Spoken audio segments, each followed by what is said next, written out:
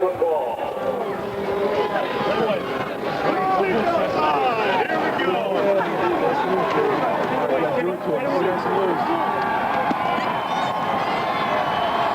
also like to welcome to today's game honorary sideline coach Ryan Pearman. We welcome all of you to Dakota Field on the Midwest Sports Network. Morningside College has won the toss and they have elected to receive. The Bison will kick off and defend the west end of the field. Ed Schultz along with Tim Seaman and Dana Mock today in front of a packed house. And this is homecoming in the Bison community, and it's going to be a great football game. And Tim, what about the fact that the Maroon Chiefs lost last week coming into today's game? Would it be better to come off a win, or was that a blessing in disguise? I tell you, I've got to believe it was a blessing in disguise for this team to have come in here unbeaten. They would have loved to have done it, and they would have been ready to take on that challenge. But I got to believe they feel just a little bit more at ease after the loss and coming in, and now they can maybe just sneak in here. Rocky Hager in his fourth year as head coach of the Bison. One national championship. Dana Mock said the wind was going to be a factor. T.R. McDonald teed it up at the 35, and the wind has interrupted play here quickly. What a difference a day makes. Yesterday broke a sweat during the stretches and the drills, and today I didn't know if you're going to make it or not. Bring out the extra jacket this afternoon, I tell you what. The fall has arrived here, and the wind today is out of the northwest. 43 degrees is going to be our high today. The wind at 15 degrees. Adams will hold McDonald, the true freshman. He'll squib it away. This is Johnny Brown, one of the game breakers for the Maroon Chiefs, and he's got a little bit of daylight. And Dave Dolch's offense will start out around the 30-yard line.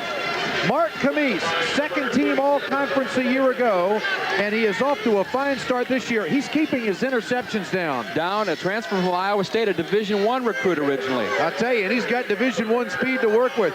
Ray Cooling, the tight end. There you see an offensive line that has rated out very well so far here in the early going this season. And they like this play. Scott Kirchhoff, a 6'1", 226-pound sophomore, banging it inside. He picks up a few. So many people talk about the speed that Morningside has, but they're a fine running football team as well. And I think we want to watch. They're going to try to reestablish the fullback early in this game. The last 2 weeks, it's been a halfback game. Well, we'll look at the Bison lineup and tell you all about their problems on the defensive line, but no problem with Phil Hansen as he made the stop that time. Bootleg pass, Camise looking downfield, and it will go incomplete, and he had Kirchhoff out of the backfield. Tony Monty out of West Fargo, the preseason All-American, is Phil Hansen. Punzak is a question mark today. He may not play at all, and they may have to go with a freshman nose guard in Jeff Hagman. In the secondary, North Dakota State, the linebackers, Schaffner and Hartwig, they've had to juggle their secondary. They lost a player on the corner, Kenny Clark, coming back from a broken finger. He's playing with a big cast. We'll develop that a little bit later. It is third down and about 6 from the 35-yard line. Camise, first third down conversion of the day.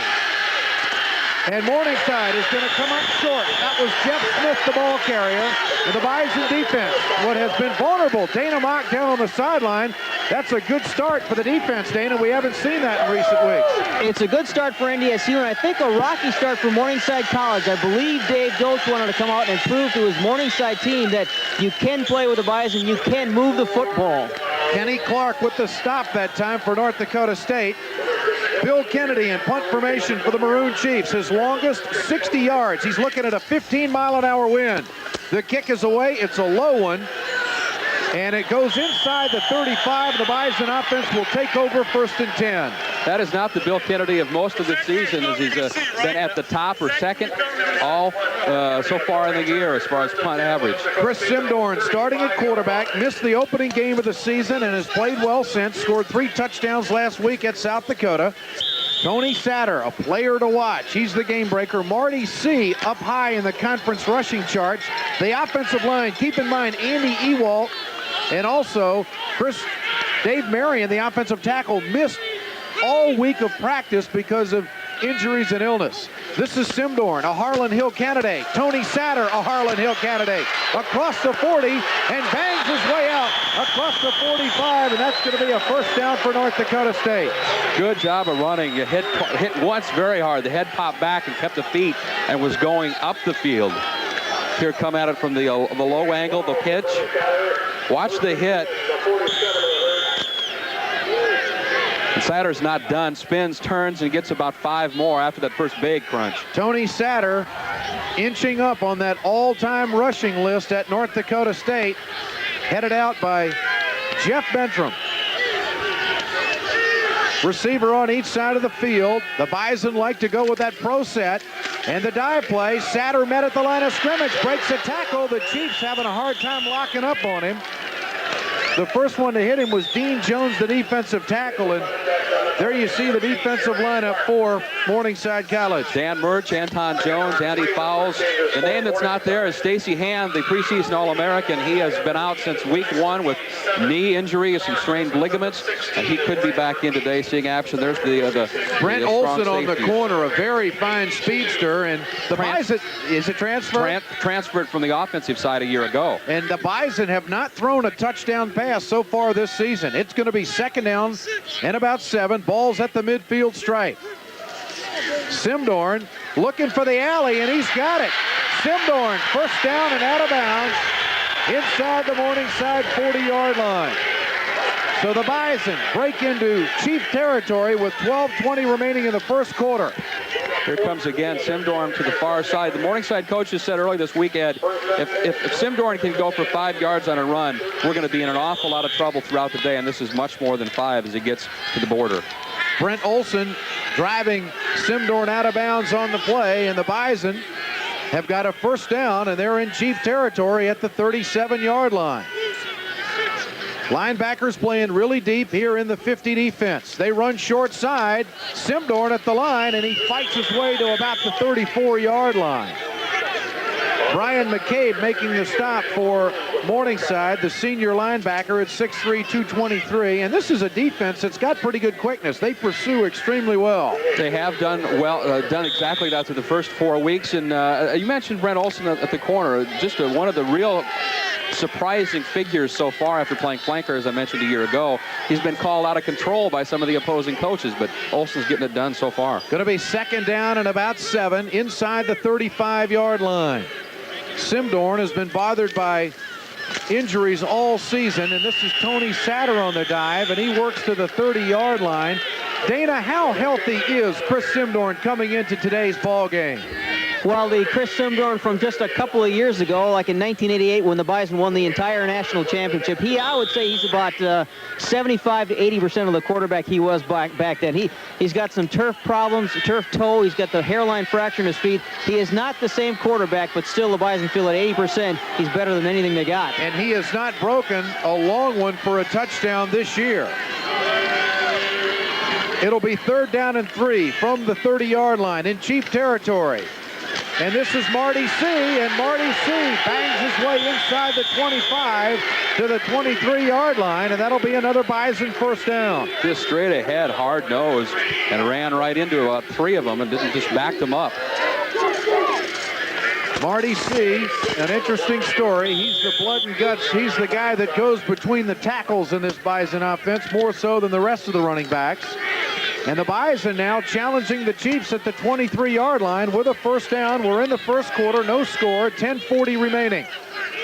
Dan Gettle, the tight end, number 84, they shift him. Some call him the best athlete on the team.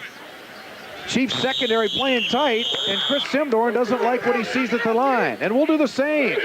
No score from Dakota Field, the Chiefs and Bison. You're watching college football on the Midwest Sports Network.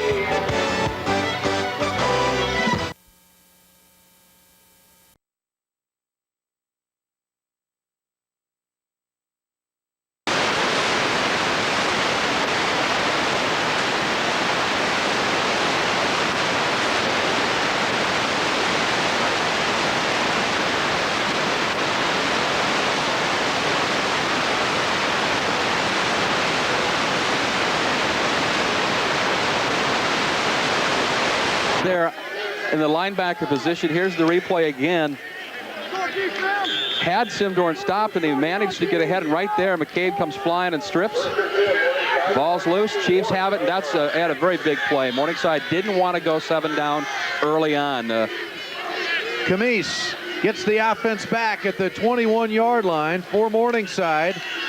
And like you said there, Tim, they want to establish that inside running game. You know, there's a lot of teams that have gone away from Phil Hansen. They've said, we're going to try to go either side. And I really believe the Morningside coaches are going to go right up the middle. They want to get the fullback back into the game plan, something that's been missing the last couple of weeks. There you see Bruce Somm, the offensive line coach for North Dakota State. Lee Hanks, the ball carrier the last time, and he's out of Florida. And I notice on the roster that there's a lot of Florida kids, a lot of East Coast kids on this Morningside football team. Camise has Johnny Brown in motion, a single setback. And this is going to be Hanks again, and Schaffner is there at the 23-yard line, and that is a trademark of a Bison football defense to get a lot of pursuit. Mike Riggs also there. Lee Hanks, the powerlifting champ in the state of Florida, as a prep, a strong young man. Here's the replay again, coming at us. Camise with the pitch, and Lee Hanks, a nice stop and spin. Got about 4 after that. Sweeney also in on the stop for North Dakota State. We're scoreless here with 9 minutes to go in the first quarter. Camise calling the game at the line. Single setback. They use a lot of motion. They'll bootleg pass it. Camise. And that's his first completion today, and that's Hanks out of the backfield, and he's up to the 36-yard line, and that's going to be the Maroon Chiefs' first down of the ball game. They do a lot of this, a lot of motion, a lot of play action, and they do it well. Well, the Morningside coaches, I think, would tell you, Ed, that maybe North Dakota State has something up front, but the option game, the wing tee gives them 3 options of play, and it's confusing. And that's what they're hoping to be able to create with those different options off of that wing tee. Mark Camise having a fine season so far. He's thrown 3 touchdown passes and kept his interceptions down. First down, and he runs the option to the outside. Smith trying to hang on to it, and he's across the 40. And Morningside picks up a good 8 yards on the play. And these football teams, and Tim, I have to make light of the fact that Morningside takes a lot of penalties, and so do the Bison.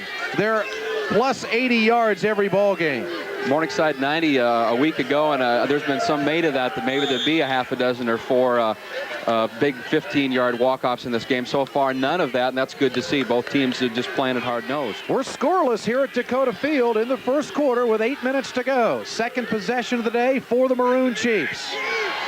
Camise against a 5-man front. And they counter it back inside, and this is Jeff Smith, and he's got a first down.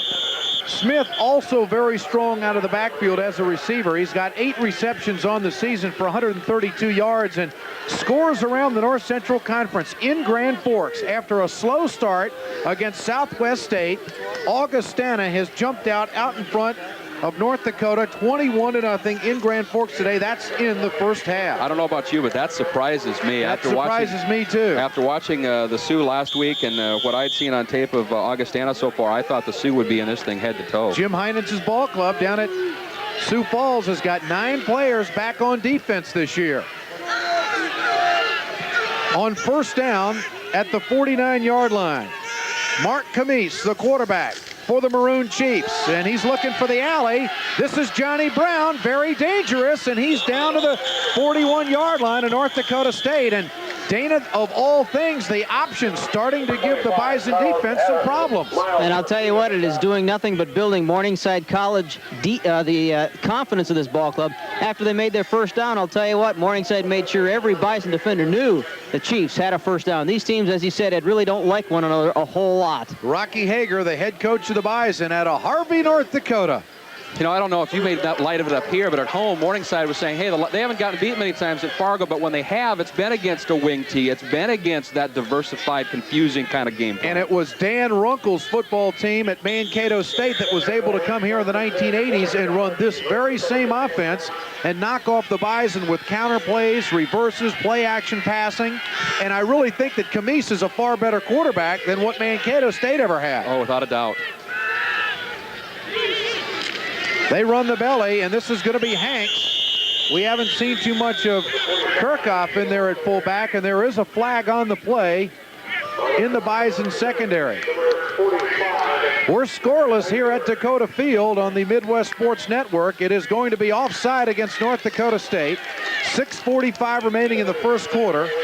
Dana, we have not seen the hot-tempered type football game as we spoke of penalties early. No, not yet, but I think that's one of those things where you say, well, just wait and see. We do have an update on an injury for the Bison. Tommy Adams with some numbness in his arm, possibly a little ding in the shoulder. That's not good news for the Bison. They're already thin at the corner in the secondary. Reska is out today, and they've had to move Adams over there on the corner. And we may see Straub in there a little bit more, the youngster out of Fargo North High School. Camise has got a 1st down and 5. They're in Bison territory at the 36.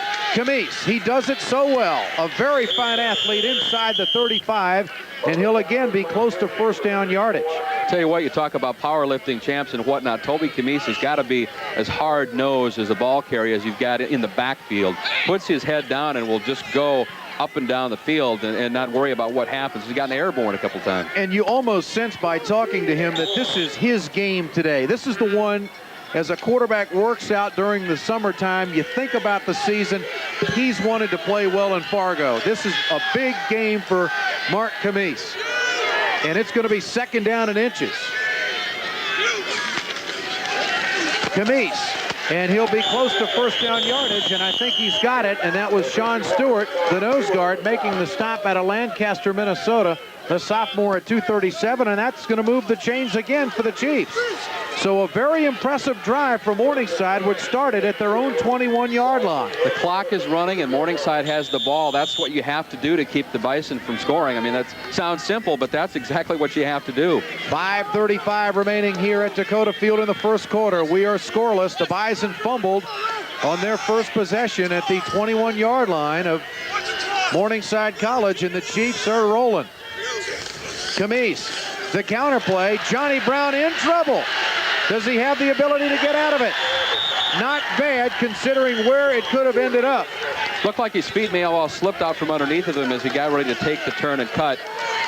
We'll see it here. Head-to-head, nose-to-nose, a little bit of a mix-up, and then Brown cuts it back to the far side of the field. Sees 2 green jerseys to the right and tries to cut, and his feet slip. I don't think he would have got much more than a yard anyway. They were all coming. Bill Hansen, the All-American defensive tackle out of Oaks, North Dakota, making the stop. One of many there on 2nd down and 12 from the 32-yard line. Camise. And this is Hanks. And he's got a nice-looking delay up the middle to about the 26-yard line. It's a backside draw. And Dave Dolch, I think, wanted a late hit on that play. There's a flag deep in the backfield, and it does go against North Dakota State. It's going to go against the Bison. There's the blindside draw. He sits there like a blocker and tucks it in the backside. Does Mark Camise, and away we go. Well, I'll tell you, Hanks put a move on Schaffner there. Yeah. Faked one way and went around him, and that's the kind of speed we talked about at the top of the show. And Dave Dolch is trying to isolate that running back wide receiver speed one-on-one with the linebackers, and we saw it come from Hanks, the fullback, that time, and a nice looking play there. This is going to be an automatic 1st down as the penalty goes against North Dakota State. Dana, did you see the call on the sideline or who the culprit was? Yes, I did, Ed. It was Todd Wash from Newtown, North Dakota. He was complaining to the officials that Camise had such a great fake that he didn't know he didn't have the ball. That's the difference between a drop-back quarterback and an option quarterback. The option QB gets rid of it, he still gets nailed. 1st down and 10. Inside the Bison 15. Camise. Up the middle. Hanks. And he bulls his way inside the 10-yard line. And we are seeing, fellas, a very experienced and veteran offensive line from Morningside College just get it together here early today. Just grinding up the middle like I thought that they might try to do, and that's what we've seen so far, Ed.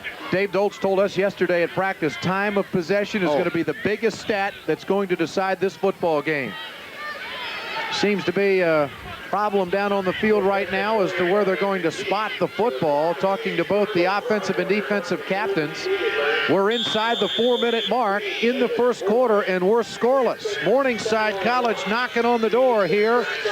The Bison 59-2 here at Dakota Field. Camise has a single setback.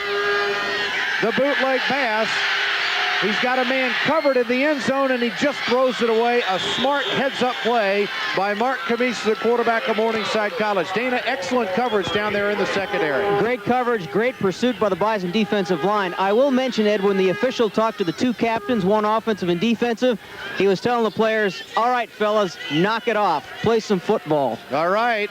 Intensity and emotion very high on the turf today. And this is going to bring up a third down and about 4 inside the 10-yard line. They'll mark it at the 9. Kirchhoff and Johnny Brown are the setbacks.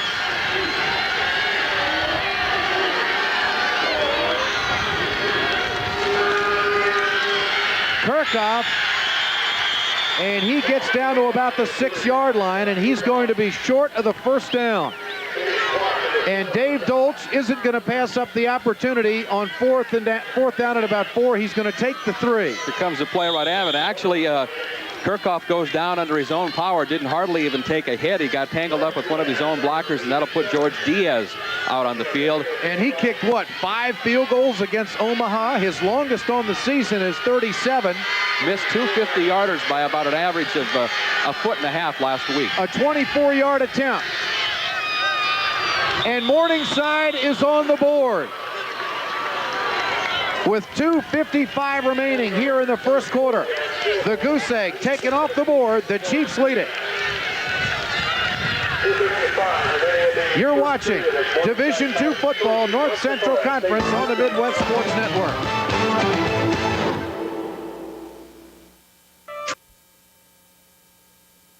For Morningside and NDSU. For the Bison offense, they turned the ball over and Morningside turned it into points. Same thing happened last year down on Sioux City, and the Bison barely came away with a 26-20 win. For Morningside, just like the Omaha game, they could move it between the 20s, but once they got inside the 20, they had to settle for 3 points. Well, I think the big stat here today, Tim, is 7 minutes and 31 seconds off that game clock here in that last 15-play drive. That spells time of possession, and that was one of Coach Dave Dolch's main concerns.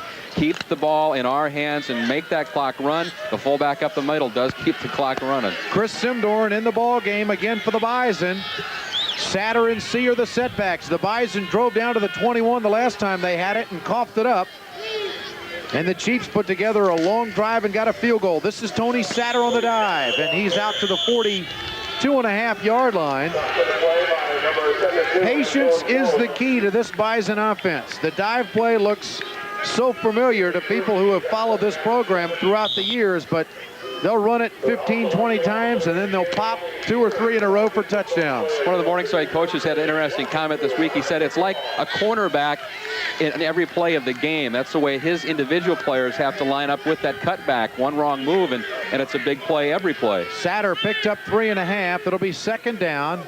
2 minutes remaining here in the first quarter. The Chiefs lead it 3-0. Simdorn on the option. Looking for the alley, and he doesn't have any room at all.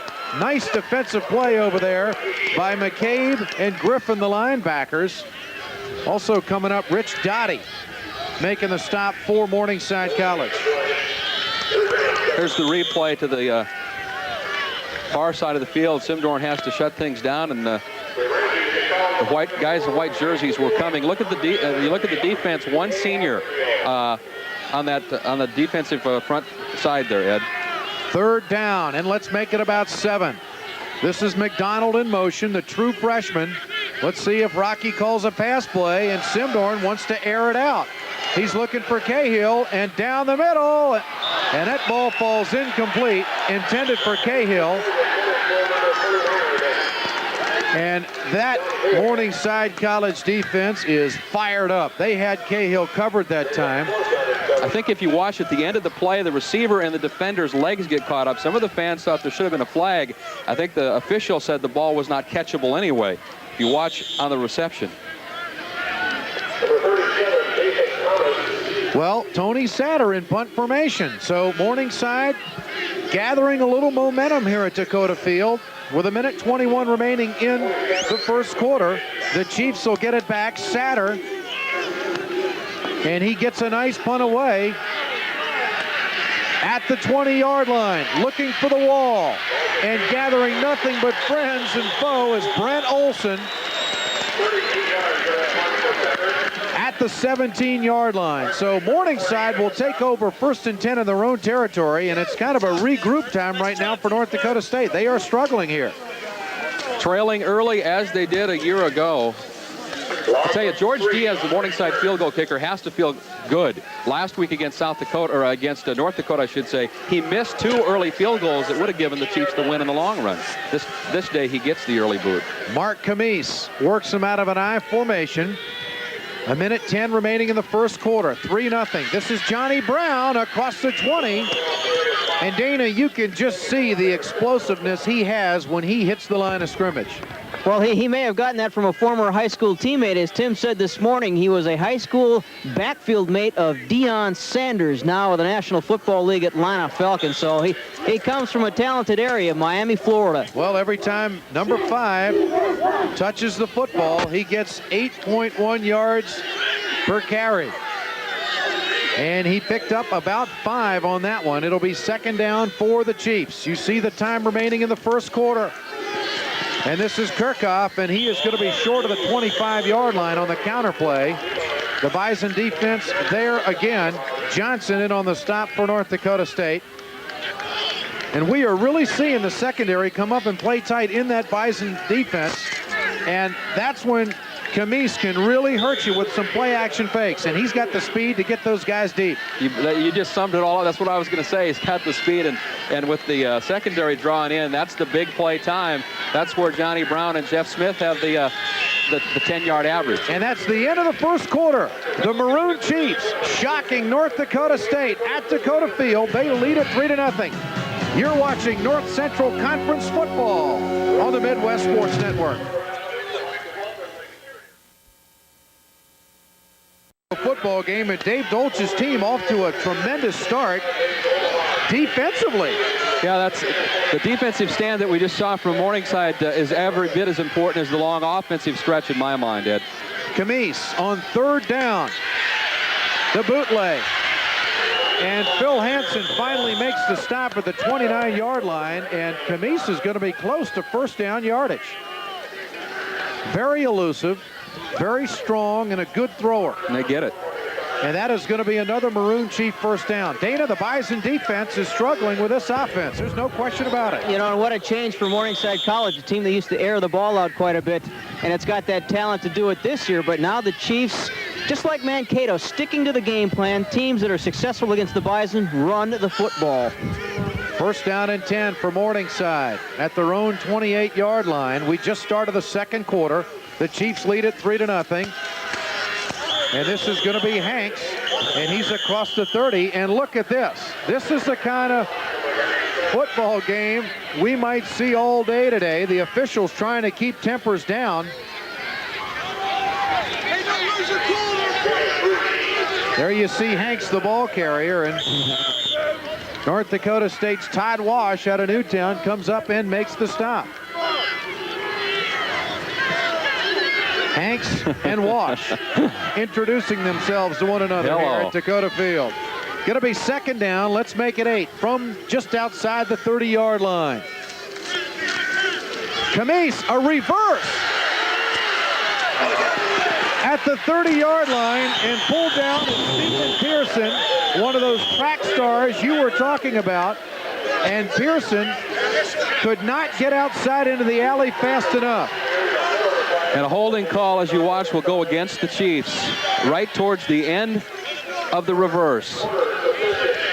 Stephen Pearson. Carlos Miles, number 8 for the Bison. And then Tommy Adams comes up and makes the stop. Total yards in favor of the Maroon Chiefs right now, 68-47. And the Bison coming off wins over Mankato, South Dakota State, and South Dakota. Lower division teams. And the question posed this week is how good is this Bison football team? And this has been their real first challenge of the season, and they trail it 3-0, and we're in the second quarter. So far, Morningside really using their game plan as a neutralizer, I think. Neutralizing the game up front and neutralizing the emotion of this game. Timeout Morningside. We'll do the same. 3-0. The Maroon Chiefs lead it here in Fargo, North Dakota. You're watching North Central Conference football. homecoming ceremonies later today. But right now, the Bison, they're behind the 8 ball, trailing 3-0. The Chiefs. And this comes out to the 26-yard line. Hank's the ball carrier on 2nd down and 20. This will bring up a 3rd and long for Dave Dolch's football team. And the last thing he wants to do is turn it over deep in his own territory. Time of possession and turnovers, the 2 big keys that Dolch feels are going to decide this football game today. Time of possession so far definitely in the Chiefs' column. They had to give up the ball deep down here, as you mentioned, though. North Dakota State right back in position to swipe that momentum, possibly. Hanks and Smith are the setbacks. Brown in motion. Camise in trouble. Mike Riggs, the outside linebacker for North Dakota State, on 3rd down and 12 is going to force the Chiefs into a punting situation. Bill Kennedy will come on to punt, and here's the replay of the previous play, and Camise just shut down or has to tuck it up. 12:41 remaining. Kennedy in punt formation, and this is going to come to the side of Tony Satter, and Satter at the 44. Satter! He is famous for this. He's in the open field. He'll be tough to bring down. Tony Satter has a shot at a touchdown, and he scores.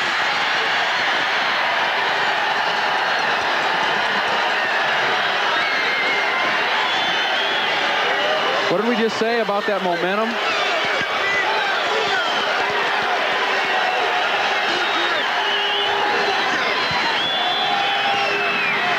Like lightning on the prairie, Tony Satter, 57-yard touchdown from a Bill Kennedy punt, and the Bison are out in front 6-3.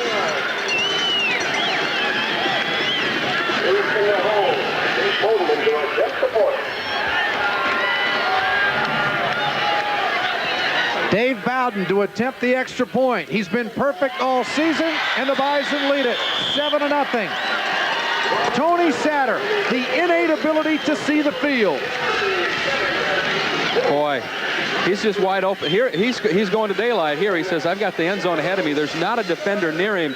Keith Chop will come out of the blue to try to take a tackle down here, and then all that's left is the punter.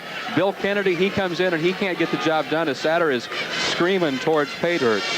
Very fundamental, using the stiff arm, using the open field, and Tony Satter, you see him there, has put North Dakota State out in front 7-3. You're watching North Central Conference football on the Midwest Sports Network.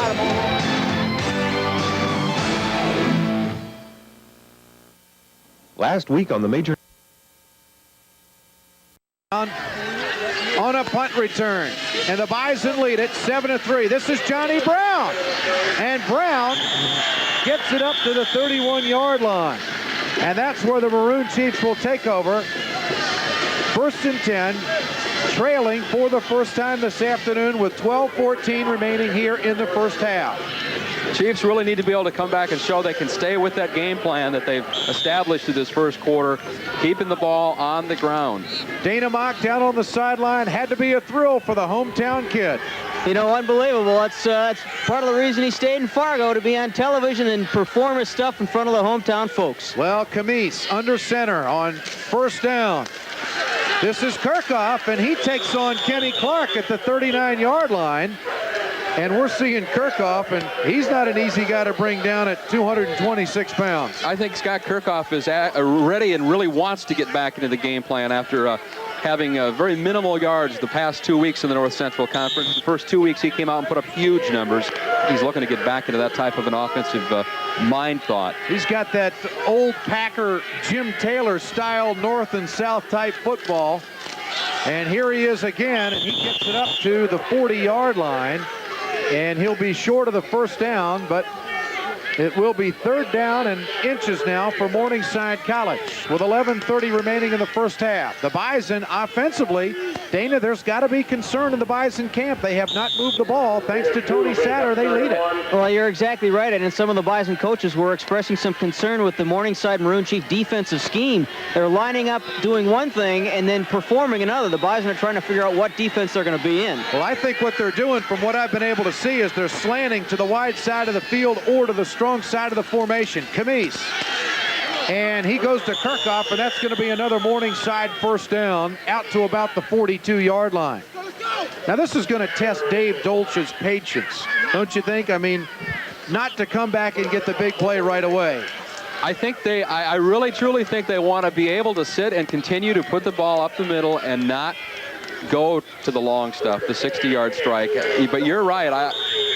After seeing it work so effectively on so many occasions thus far, you have to wonder how long can they wait before he says, yeah, let's try. Time of possession, though, the clock, that's the thing we have to keep stressing, I guess. Camise on first down. And again, this is Hanks, and he draws the crowd. That's Sean Stewart, the first player to hit him at the 41-yard line for no gain, along with Todd Wash. One thing about Todd Wash, number 97, as you look at him for North Dakota State, he's finally healthy. Dana, he's been injured most of his career here, hasn't he? Yes, he has, and for the first time in years, he is healthy, and Rocky Hager says that is a big reason why he's having a pretty good season.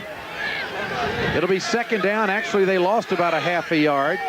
Just outside the 40-yard line, coming up on the 10-minute mark remaining here in the first half. Bison lead at 7-3. Camise, he's got protection, and across the middle, this is Ray Cooling, the tight end. And Cooling is down at about the 49-yard line. He'll be short of the first down. They don't use him as a receiver too often. You know, I'm almost going to cross you up here. We talked this morning, and you said, does he catch the ball out? I said, not really. I went back and looked. He's caught 9 passes. That leads the team. But they're all 5 and 6 yards. They're not the 60-yarders that stick in your head with the Jeff Smith and the Stephen Pearson.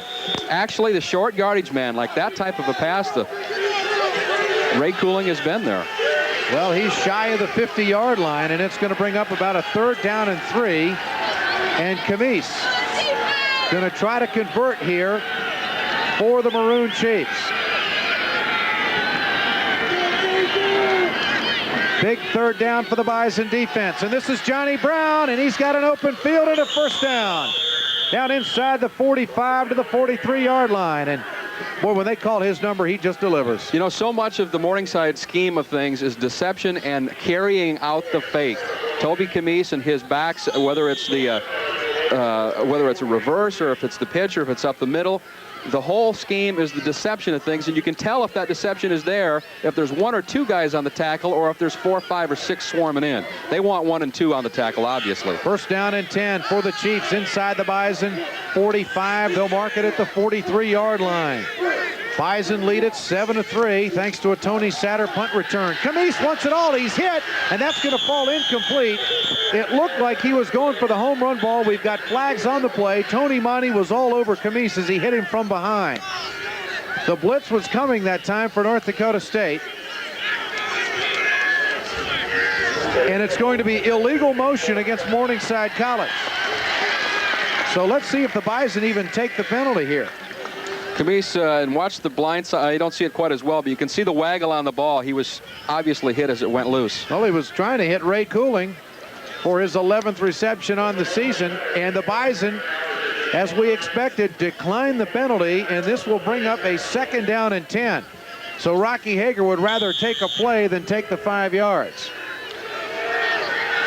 We're inside the 9-minute mark, 7-3, North Dakota State leading. And this is Mark Camise at quarterback with a 2nd down and 10. The Bison bring in their free safety up a little bit tight.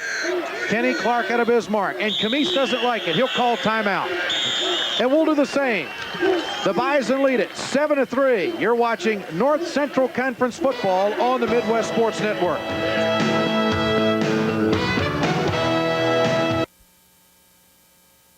Four remaining here in the first half. On 2nd down and 10 from the Bison 43.5-yard line. Mark Camise, the quarterback for the Chiefs. He wants to throw it underneath to his tight end Cooling, and he's going to be down to the 39-yard line, and Cooling picks up his 11th reception on the season. He'll be short of the first down, and again, staying famous for underneath-type receptions. Indeed, a big guy, big broad shoulder, has been described once as a guy that can pop into the phone booth and change costumes. I think you know who I'm talking about. He's a big tight end, and he's a big target, and apparently has a fine set of mitts. It's going to be 3rd down and about 6 for the Chiefs. Smith in motion. Again, the delay. This time the Bison defense is there. Carlos Miles making the stop along with Rob Greenwood, and North Dakota State's defense holds at the 41-yard line. It's a nice play, but you can't use it too often in my estimation, because once the defense has seen it, they're well aware of it. And the crowd here at Dakota Field coming to their feet as Tony Satter goes back to receive a Kennedy punt. And Kennedy, he's not going to let that happen again. He's going to punt it away into the corner, and what a great kick. All the way down to the 2-yard line. He finds the coffin corner, and North Dakota State will be starting their offense deep in their own territory as you see Chris Simdorn, the quarterback for North Dakota State. Now, Dana, we have not seen a stellar performance out of the Bison offense this afternoon. No, we haven't, Ed, but I tell you, this is familiar territory for the Bison. Last week in Vermillion, South Dakota against the Coyotes, the Bison went 96 yards for a touchdown drive. This is the situation that Chris Simdorn loves to be in. He loves challenges. Well, he's in the huddle and bringing him up. Chris Simdorn, number 10. Going under the center, Mike Smith out of West Fargo, North Dakota. First down and 10 for the Bison, deep in their own territory. And Simdorn, this is Marty C. out to about the 5-yard line. Scott Griffin making the stop, the linebacker who's only a sophomore. And this is a very young Morningside defense. Indeed, from defensive end to defensive end, a junior, a sophomore, and a senior up front. They'll lose a couple in linebacker spots next year, but a youthful defensive squad. Bison have got one turnover on the afternoon, and that was a Chris Simdorn fumble at the 21-yard line. Morningside drove, got a field goal. Tony Satter later took a punt return 57 yards. And that's where we stand inside the 7-minute mark here in the first half. 7-3 Bison. This is Satter. And Satter pulled down by Griffin, but he's got first down yardage out to the 12-yard line. So Tony Satter out of Fargo South High School, according to his coach Dale Hurdle, the best running back ever to come out of the state of North Dakota. It's interesting looking at the rosters. We talked about this earlier in our meeting, that the North Dakota State roster, Iowa, not Iowa so much, Minnesota, North Dakota. Chiefs roster with a lot of Texas, a lot of Maryland, and you mentioned earlier the Florida connection. Well, Dave Dolch is on his way to big things, and he has done a remarkable job with this Maroon Chief football program, and he's done it before at Bowie State. And the handoff inside, this is going to be Marty C. across the 15-yard line. And you get the feeling, talking to Dave Dolch, that this isn't going to be his last stop. He's going to fix this Morningside program and hit the road. I don't know if I would put it quite that bluntly, hit the road, but I don't think there's many Sioux City watchers and North Central Conference watchers that know that Dave Dolch is, he's done it twice now, turned programs around, and there's many bright games ahead for the Chiefs head man. Sioux City folks just hoping there's a couple more bright years in Sioux City. I hear you.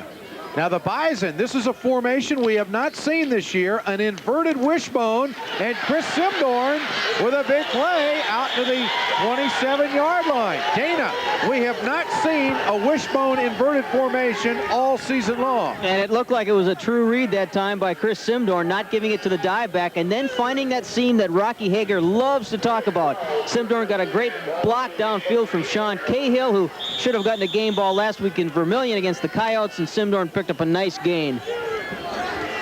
First down for North Dakota State, and they'll mark it at the 27-yard line. 5:25 remaining here in the first half.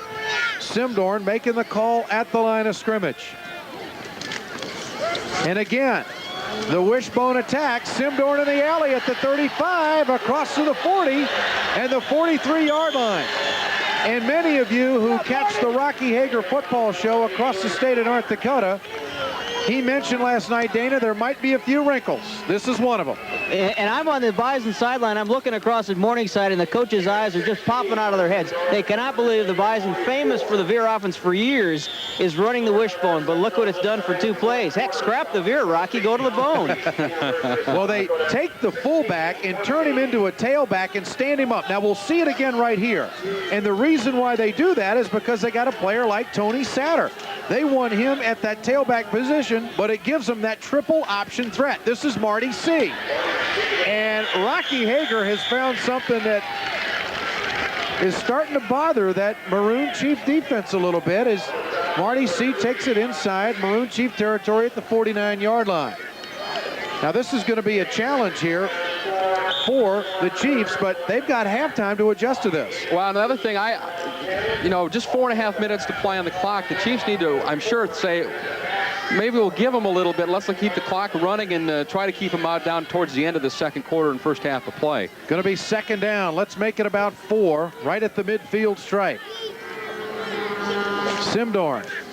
He wants to throw it. He's got Dan Gettle, the tight end, and that's going to be knocked down nicely. Oh, boy. The strong safety, Todd Spate, was able to get back on the tight end, Dan Gettle, and save the touchdown. Todd Spade, a huge game against the Bison a year ago. 17 tackles at free safety. This year he's at strong safety. Simdorn the toss, and he had his man beat. Just great defense. But Todd Spade, the hand got up and got lucky and made contact with the ball. Going to be 3rd down and 4. Great camera work, fellas. Dana, I think maybe Simi could have put a little bit more on that one. He certainly could have, and now you know why good wide receivers come to NDSU, even though they don't throw the ball much. The coaching staff says you won't catch many balls, but when you do, they're biggies. 4:07 remaining first half on 3rd down and 4. Simdorn to the short side of the field. And Simdorn is going to be short of the first down. Nice defensive play by the Maroon Chiefs that time. They were able to get their secondary rolled up quickly to that side of the play. And making the stop that time is Dan Murch, the defensive end. And it's going to be 4th and inches and decision time for Rocky Hager. If you just joined us, the Bison lead it 7-3. Tony Satter, a 57-yard punt return for a touchdown, and 4th down conversions this season, something the Bison are used to going for. 5 of 9. Coach Dolce, I think, earlier in the week in one of his press conferences has said, it's not like your average game where you can give up 3+ a carry. But the Bison, you have to stop them to less than 2 because they're going to go on 4th down. They don't need that 3.5 yards a carry because they've got the 4 tries. 4th down and inches. We're inside the 4-minute mark. The Bison lead 7-3. This is a big 4th down conversion for the Maroon Chief defense. At midfield, they'd get the ball back in great shape. Simdorn. He's got the first down. Inside the 45-yard line. Dana, that was a big call by the Bison offense because if they had not gotten that, like Tim said, that would have been great shape for the Chiefs to go back to work offensively. Yeah, and you certainly don't want to give Morningside College, if you're the Bison coaching staff, any type of momentum right at the end of the first half, which could carry over into the second half. Bison again show up in that inverted bone formation. It is a wishbone with a tailback. The split end is Cahill. They run it short side and they go to Marty C. Going back to something you said a second ago, the Chiefs have halftime to adjust to this inverted wishbone. I wonder why Rocky had decided this is the time to do it. It's only 7-3. Why give them the chance to see it before half and have time to think about it? Why not do it early in the 3rd quarter? I won't get the chance to ask him, but that's an interesting thought, I think. All right, it will be 2nd down. Let's make it 7 from the 40-yard line. Simdorn with 2 receivers to the bottom of your screen, Guerin and Cahill. And this is Tony Satter. Satter breaks a tackle, loses the football, and the Chiefs, no, they got it. Oh, Nelly, they cough it up inside the 30-yard line, and it's going to belong to the Chiefs. Both these teams came into the game with a plus in turnover ratio. They've been on the good side of the ball all year. Morningside, however, with a plus about 8, if I remember. The Bison only plus 3. And another of the things that Dave Dolce mentioned yesterday during practice, too, I believe, was the turnover ratio, in fact, with time of possession, those 2 things. Here's the replay again. Wrapped up, the ball stripped, much like the first fumble. Dana, I know you can't see the replay on the sideline, but it's almost as if the Chiefs know the Bison have got a tendency to cough it up the way they're going for it. Exactly, and Tony Satter that time tried to make maybe a little too much out of nothing, and that time it cost him. This is Johnny Brown for the Maroon Chiefs, and Brown carries the football out across the 25-yard line. Well, That may have been, fellas, a big bullet that the Chiefs just dodged defensively, because this is going to keep them really in pretty good shape going into the second half if they can run out the clock here. Whether they score again or not, Ed, the fact that they're able to have the ball in possession when that half runs out and be in the ball game, that is a heck of a big boost for the Maroon Chiefs. 2 turnovers today by North Dakota State. Both fumbles. One by Simdorn, one by Satter. We're inside the 2-minute mark, as you see. Camise and Walsh is there, and a host of Bison tacklers, and that was just a mix-up in the backfield by Morningside College. Chiefs, I think, lucky to have the able to hang on to possession of the ball. As you saw right there, Camise lost it once, twice, dropped the ball, and the Chiefs managed to recover in the pileup. Phil Hansen, number 90, almost got his hands on it, but the Chiefs hang on, and it's going to be 3rd down and 11. Mark Camise.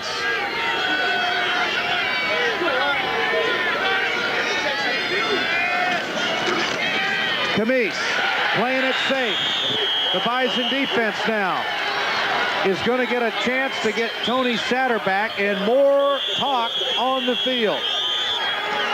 See, this is something that the Chiefs don't want to get involved in. And who's doing the talking for the Chiefs but Mark Camise? The guy said it's like a fullback. He'll go at you. It's talk, though, and I think that's all right. Dana, it wouldn't surprise me if the officials talked to both these teams at halftime.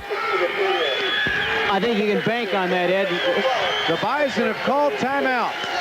They want to get another shot at Tony Satter with a punt return. When we come back, we'll play the last 55 seconds of the first half. Bison lead it 7-3.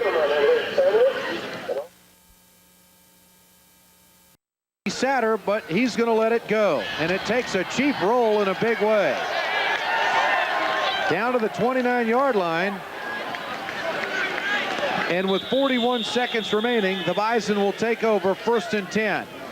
But the Chiefs, let's go back 4 plays earlier, that fumble recovery may have saved them in this football game. That ball was loose twice, Ed, and somehow Morningside managed to flop back down on top of it. Phil Hansen, as you said, was right there, and if the Bison had had the ball inside their 30, even if they hadn't scored, it would have taken away the thought the Chiefs had about being able to control the ball going into that halftime locker room. And we'll hear from Dave Dolch at the end of the first half. Chris Simdorn with 41 seconds to work with here in the first half.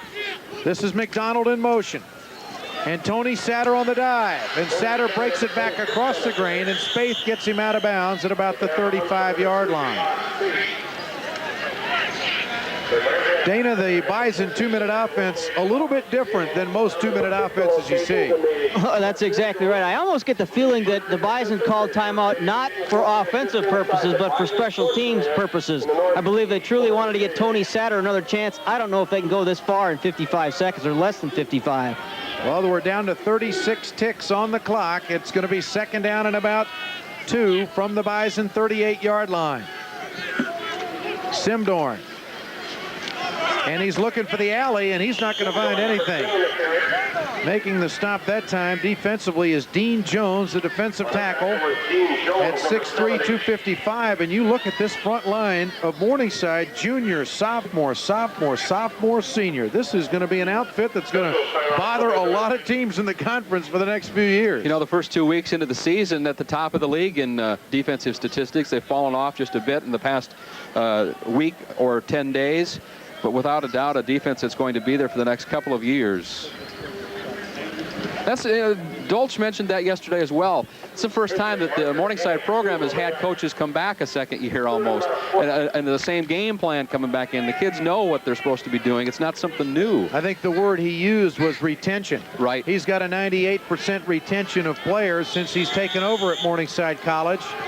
Retention, continuity, attitude, all of those things have put them in the race. And Chris Simdorn, he's looking for the big play. His tight end is Dan Gettle, in and out of his hands, and that ball is going to be picked off. And Morningside comes up with a nice defensive play. Brent Olson, the corner, And he's got to lead the nation in interceptions. The converted flanker from just a year ago and a Sioux City product, a Tony Satter of sorts for Morningside. Dan Gettle should have had that. He tried to catch it with his pads right into Olson's hands. And again, 3 turnovers. And this, I know, has got Rocky Hager fuming. And we're going to hear from Dave Dolch here in about 6 seconds, because he's got to be happy with the way his football team is playing. Keep in mind, the Bison are 59-2-2 here at Dakota Field in recent years. You know, you almost get the feeling that Dave Dolch is doing at Morningside what Darrell Mudra did at North Dakota State 25 years ago. Camise for it all. He's looking for Pearson. It's batted around, and that ball's going to be intercepted. And on the interception that time, Chris Strout, and that's the end of the first half. So we've seen 3 Bison turnovers, a lackluster performance by the offense, and Dana Mock is down on the field with head coach Dave Dolch. Coach, except for 1 punt return, you got the lead in this ball game. Well, you know, we let them return a punt, so we don't have the lead in this ball game. This ball game's played for 4 quarters. It's played by special teams and defense. I'm real disappointed our special teams let down and let them return a punt back. That's been one of our strengths, and we're disappointed we're going in with a 7-3 deficit instead of being up. What do you think of the inverted bone? Well, I'll tell you, that's a new wrinkle. We thought we'd see something new out here today, and I guess that's it so far for the first half. Thanks, Coach. Good second half. All right, thank you. All right, Dave Dolch, the head coach of the Maroon Chiefs, down on the field with Dana Mock, Ed Schultz along with Tim Seaman, and we're at halftime. And coming up at halftime today, we're going to have a couple of features for you. One of them on Raul Sanchez, a Sioux City, Iowa Bison, and Dave Dolch, the remarkable turnaround, the story in the 1990 season in the North Central Conference. We're at halftime, and the Bison lead. Morningside College 7-3. You're watching North Central Conference football on the Midwest Sports Network.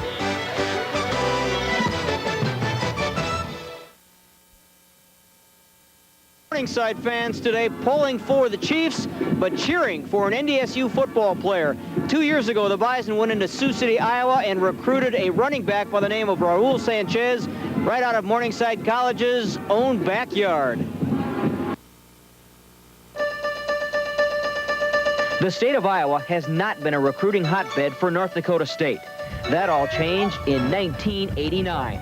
Running back Raul Sanchez ignored recruiting pitches from his hometown college, Morningside, and headed to unfamiliar territory. I really never heard of NDSU except for the game I seen him play against Morningside, and it was like 62-7. And that was the first time I've heard of NDSU, but other than that, I really never heard of him. As a senior, Sanchez grabbed headlines and recruiters' attention by running for more than 1,200 yards. He holds a Sioux City record with 293 yards rushing in one game in the 1980s. Sanchez enjoyed individual success, but he longed for team success, and that knocked Morningside College out of the recruiting picture. I really didn't, like the tradition Morningside had and, the rap that they were getting in the city. So I decided to take a visit up here, and NDSU flew me up for the national championship banquet, and I really liked it, and the tradition, and everybody just treated everybody else like family members, and right away I just felt like I was a part of the team. Sanchez hasn't seen the ball much this year, but he'll play a factor in today's game by contributing on special teams. It's a special day for Raul, a chance to show his friends in Sioux City he made the right choice. There's always the big rivalry because of the bragging rights situation. I have a lot of players from Sioux City, from my high school even, that go to Morningside, so there's always going to be bragging rights there, but, it's just another conference game that, you need to fire up for and win. Raul would love to play a major role in today's game against his hometown college. He's already played a role in NDSU's recruiting. This talented running back has made the state of Iowa a priority on NDSU's recruiting list.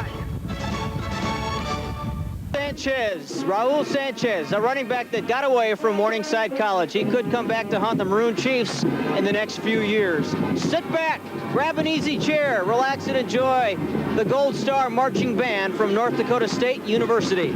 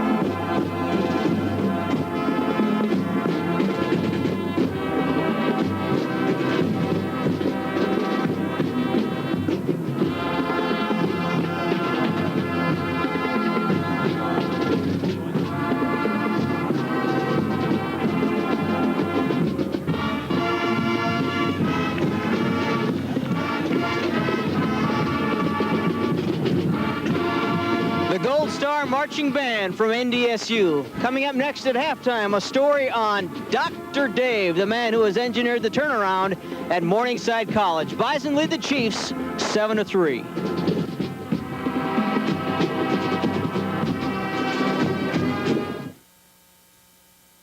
Dodge's most exciting high-performance cars are now at your Dodge dealer.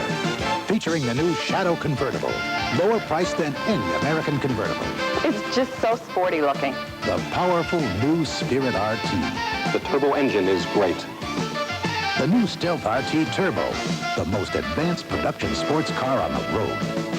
The twin turbos, those really grab me. Welcome home, America, to your Dodge dealer. Come see what we're made of.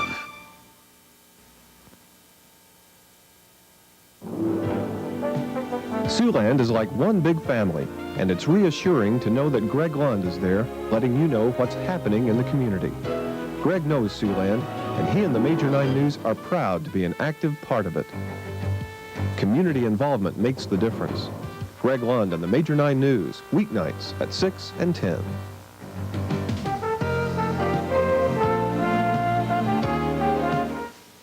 Football, basketball, hockey, or hunting, the Sioux City Journal sports pages have you covered. We give you the sports news from around the region for all types of sporting events. We cover track meets in Lamar's and wrestling in Cherokee. Whether it's a major win or frustrating loss, the Sioux City Journal is your sports source for in-depth stories and special features like our Athlete of the Week. Want the scores? We've got you covered. The Sioux City Journal sports pages. Call today and subscribe. 279-5007. Once upon a time, Charles Grodin was the king of L.A. talk radio psychologists.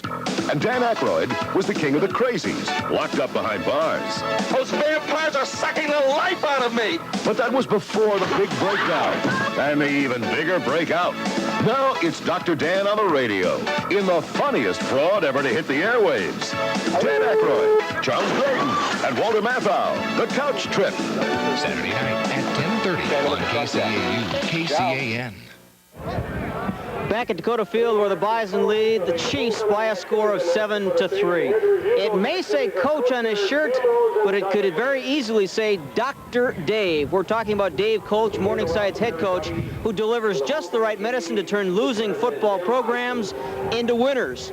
He did it at Bowie State of Maryland. He's doing it now at Morningside College.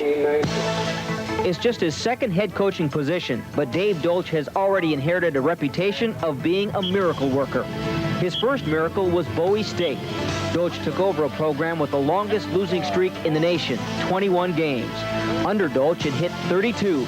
But in just his third year, Dolch led Bowie State to a 9-1-1 record and the Division II playoffs. Next stop, Sioux City, Iowa. Next miracle, Morningside College.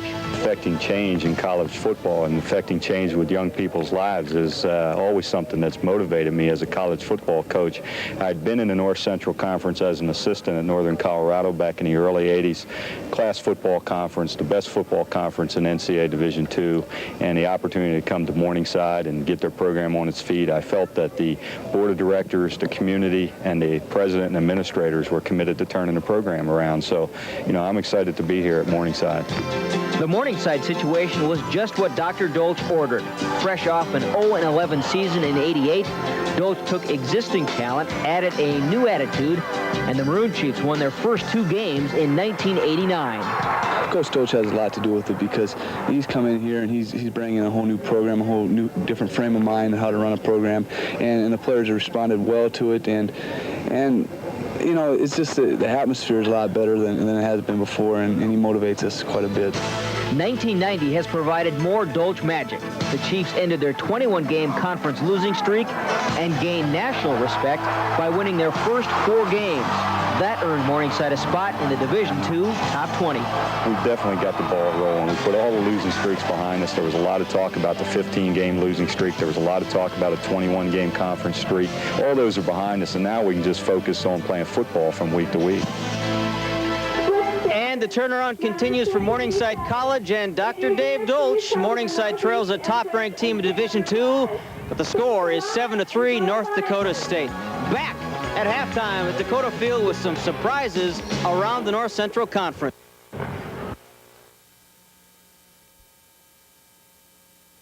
blowing a 21-0 lead.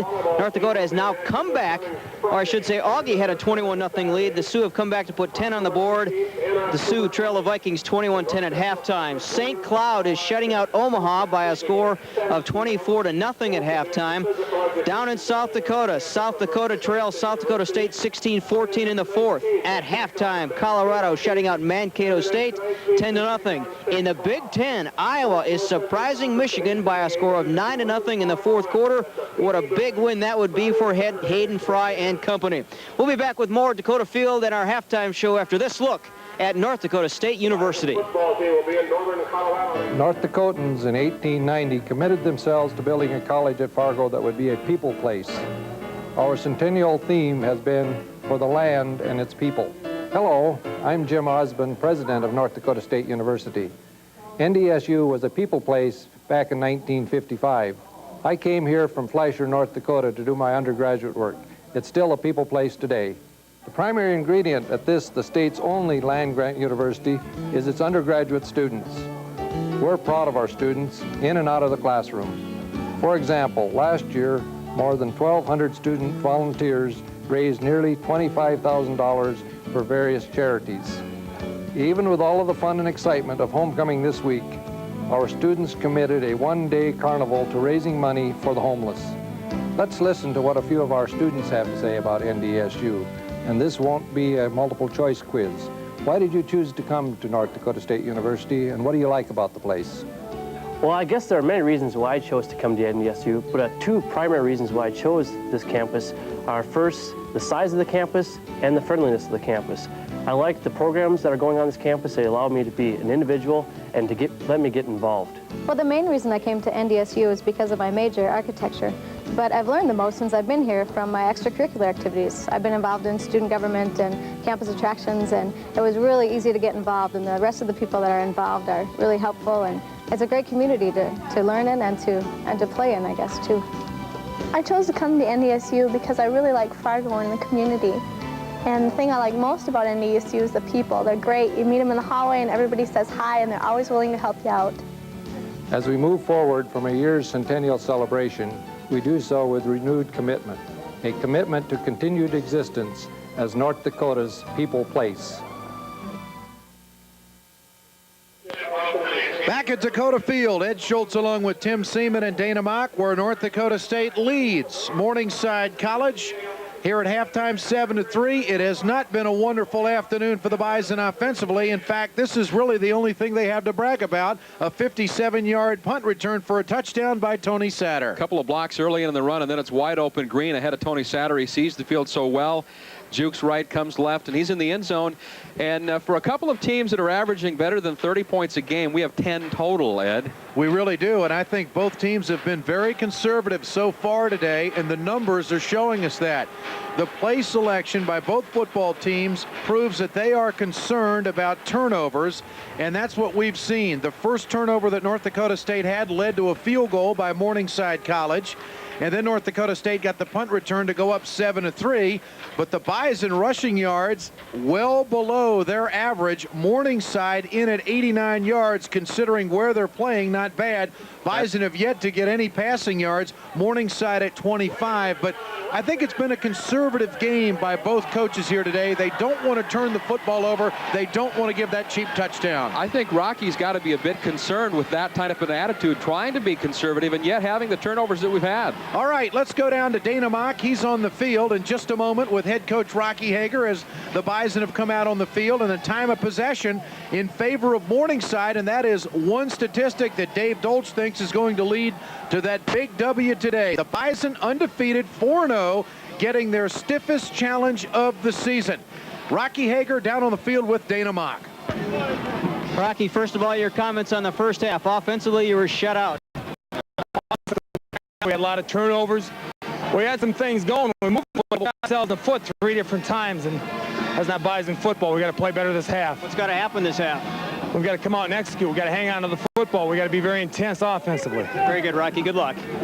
Rocky Hager and the Bison have enjoyed the home field 25 but just over the north stands, you are looking at the cranes and the construction, which Fargo fans hope more more national championships in events that will certainly economically boost the community of North Dakota. The Fargo Dome on its way. Not really knowing when it's going to end up, but at least they started the doggone thing. Be a nice facility to get in, not only for the Bison, but for the high school state playoffs and the championship and that kind of thing. Here at Dakota Field today, the Bison lead it 7-3. And, you know, you talk about the Dome. That is going to be a recruiting chip that North Dakota State is going to have easily up on anybody else in the league facilities. Do they need another? Or do they need another one of those? It'd be the second dome in the league with the Dakota Dome, of course, in Vermilion at the University of South Dakota. And I think you could see how they used the dome to their recruiting advantage when that thing first went up in Vermilion. Well, they really did. And Dave Triplett, who's now at the University of Iowa with Hayden Fry, certainly used that to their advantage. As you see, Tony Satter, who is responsible for the only touchdown here today, a 57-yard punt return. And North Dakota State will get the football to start this second half here at Dakota Field today. The wind, Dana Mock, is it still a factor down on the field? I think the wind really has let up a little bit, but there still is some wind from the northwest. So passing, will it affect that? No. Kicking, yes. Probably punting. And the kick is away by George, and it's going to be down to Tony Satter of the end zone. He'll let it go out. The Bison will take over 1st and 10 at the 20-yard line. That Diaz has got a heck of a foot. He was booting 50-yard field goals yesterday afternoon out here in the warmth during the walkthrough and stretch, and he was very disappointed after missing the 2 against the Sioux last week early on in the game and wanted to get back and have a good game this afternoon. You know, one of the numbers that we flashed through very quickly at halftime was the penalties. We thought there might be a bunch of penalties. Only 3 hankies thrown in the first half. Pretty clean ball game. Dana, did Rocky say anything about Chris Simdorn going the distance here today? Or are we going to see Arden Beachy or Chris Carlson? I think with a score 7-3, if it remains this close all the way, number 10 will not come out of the ball game. All right, Rocky Hager with intensity watching the first play of the second half. Fumble! Tony Satter, and it's recovered by Todd Spate. And again, it's on the turf. And Morningside's Aaron Clark comes up with the fumble recovery, the free safety. The first play of the second half is a turnover. And I think that Dave Dolch is really schooling his defense up on how to hit Tony Satter. Well, I tell you what, you saw Tony Satter leaving the field, shaking his head, going, I don't believe it. The ball's loose in a hurry. And if Morningside needed to break early to get going, and Rocky Hager said, we got to hang on to the ball. Boy, we got a wild start to the second half. Aaron Clark recovers the fumble. This is Jeff Smith, and Smith off tackle inside the 20-yard line. And Smith, very good out of the backfield as well, has got 8 receptions on the season. Now, this is a crucial opportunity for Morningside. The way this game has gone, they haven't had too many opportunities inside the 20-yard line. And for the way the Chiefs like to develop the game, the second quarter, the third quarter, if you look at their scoring by quarter, those are the 2 quarters where they like to put points on the board. Very crucial to get them this time, like you say, at the 20-yard line. Smith picked up a couple. It's going to be 2nd down and 8. We just started the second half. The Bison, 4 turnovers today, 3 of them by North Dakota State. The reverse inside Smith, and he works his way inside the 20 to the 18-yard line. And those inside reverses keeping the pursuit of the Bison defense very honest. These are plays that North Dakota State has not seen this year so far. And again, keeping the ball on the ground, and the mentions we talked to in the first half, the secondary playing true up close. Wonder if we'll see the pass and when we'll see him pop it. Going to be 3rd down and 5 inside the Bison 20. Camise, the quarterback. And the handoff fumble. They are going to call Kirchhoff down at the 18-yard line. They are not going to give it to North Dakota State. Schaffner and Wash in on the football quickly. Donovan Larson, the defensive line coach, he doesn't like that call. Be interesting to see where the ball comes loose. Todd Wash, there he made the stop. I think the ground did cause the penalty. It didn't come loose until Kirchhoff's chest hit the turf. The ground, of course, can't cause a fumble.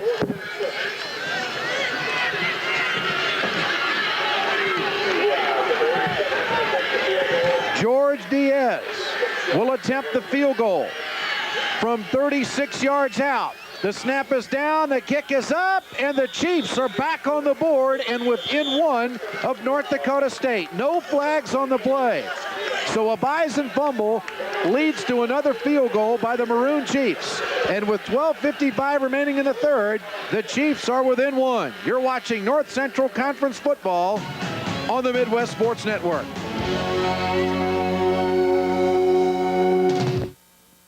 Why you should be banking with us. Strength. First National. Midwest Sports Network, and there you see Diaz from 36 yards out has put Morningside within one. The Bison lead it 7-6, and it is easily safe to say this is the worst offensive day of the year for North Dakota State. And this is going to be Tony Satter, 5 yards deep. They'll take it at the 20-yard line. Dana, is there a sense of urgency on the Bison sideline right now? If you're talking about hanging on a football, you bet there is. Rocky Hager basically told his players, we can't turn the ball over, and what's the first thing they do in the second half? Turn the ball over. It's exactly what happened in 1989 down in Sioux City. The Bison turned it over, and we're lucky to beat Morningside. It's happening all over again. If they don't straighten it out soon, the #1 ranked team in the nation is in serious trouble. First down and 10 for the Bison at the 20-yard line, and this has got to be a big boost for the defense of Morningside College. There you see the herd way below the season average when it comes to offensive numbers. Simdorn back in at quarterback. And this is Marty C. on the perimeter, and he's got a first down and more, and out of bounds at the 35-yard line of North Dakota State. The officials quickly getting in there to separate everybody up. Also, and I think one of the officials got shaken up just a little bit on the play. If you look at the near sideline, Colin Capitan down on one knee. I think he caught a blow himself. That is a first down for the Bison at the 34.5-yard line. We're in the third quarter, and it's a real smash mouth type football game, folks. It is 7-6, and this is going to be Simdorn across the 35. And the sun trying to shine here today at Dakota Field a little bit. You know, most of our sports team picked a real high score today. We thought we were going to see two football teams go up and down the carpet, 300, 400, 500 yards total offense, 20, 30 points. Both teams with better than 30 points a game coming into the contest. The defense is just showing, and the turnovers, can't say enough about what has happened right there with the big spin being loose on the carpet today. It'll be second down, and let's make it about 7 from the 37-yard line. The Bison working with two tight ends, and this is Marty C. on the dive play, and he gets it out to about the 44-yard line. And Dana Mock, we're seeing Marty C. get the football because Rocky Hager likes this blue-collar worker because he does not cough it up. That's exactly right, and maybe because the Bison have laid it on the turf today, you're seeing Marty C. run with that football with two hands. He's not the flashiest back, but as coaches say, he moves those chains. He keeps getting first downs for that Bison offense. Without him, he's a great blocker for the Veer offense. Hope all you folks in Iowa and in northern Minnesota and in western North Dakota and South Dakota all enjoying today's coverage. We got a great football game here. We didn't oversell this one, did we, Tim? Not without an eyelash. It looked like it would be great. You knew the emotions and the intensity were there a week and 2 weeks ago at the beginning of the season, for that matter, and both teams playing with that intensity so First far. down and 10 for the Bison at the 44.5-yard line. This is their second possession of the second half. They coughed it up on the first play of the second half. Simdorn with two tight ends.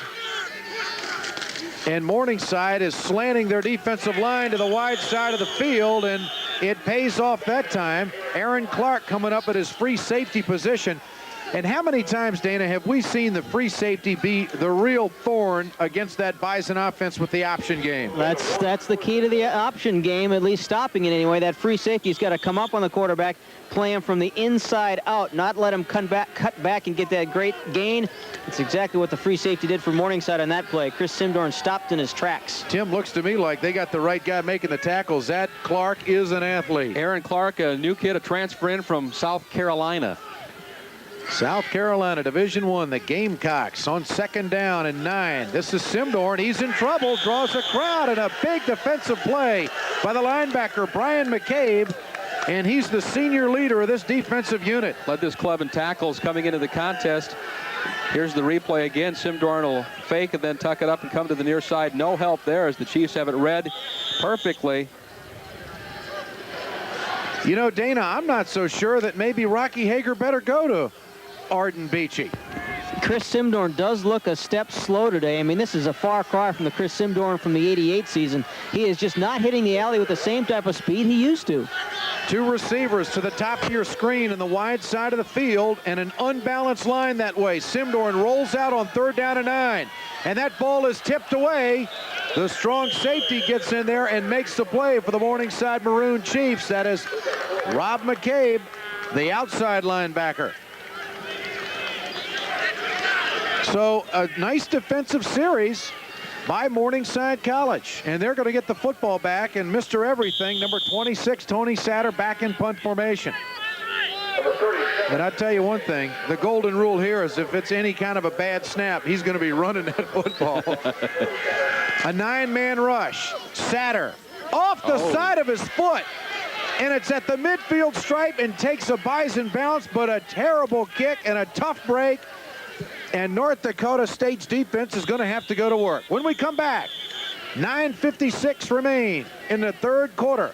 The Bison lead at 7-6. You're watching North Central Conference football on the Midwest Sports Network.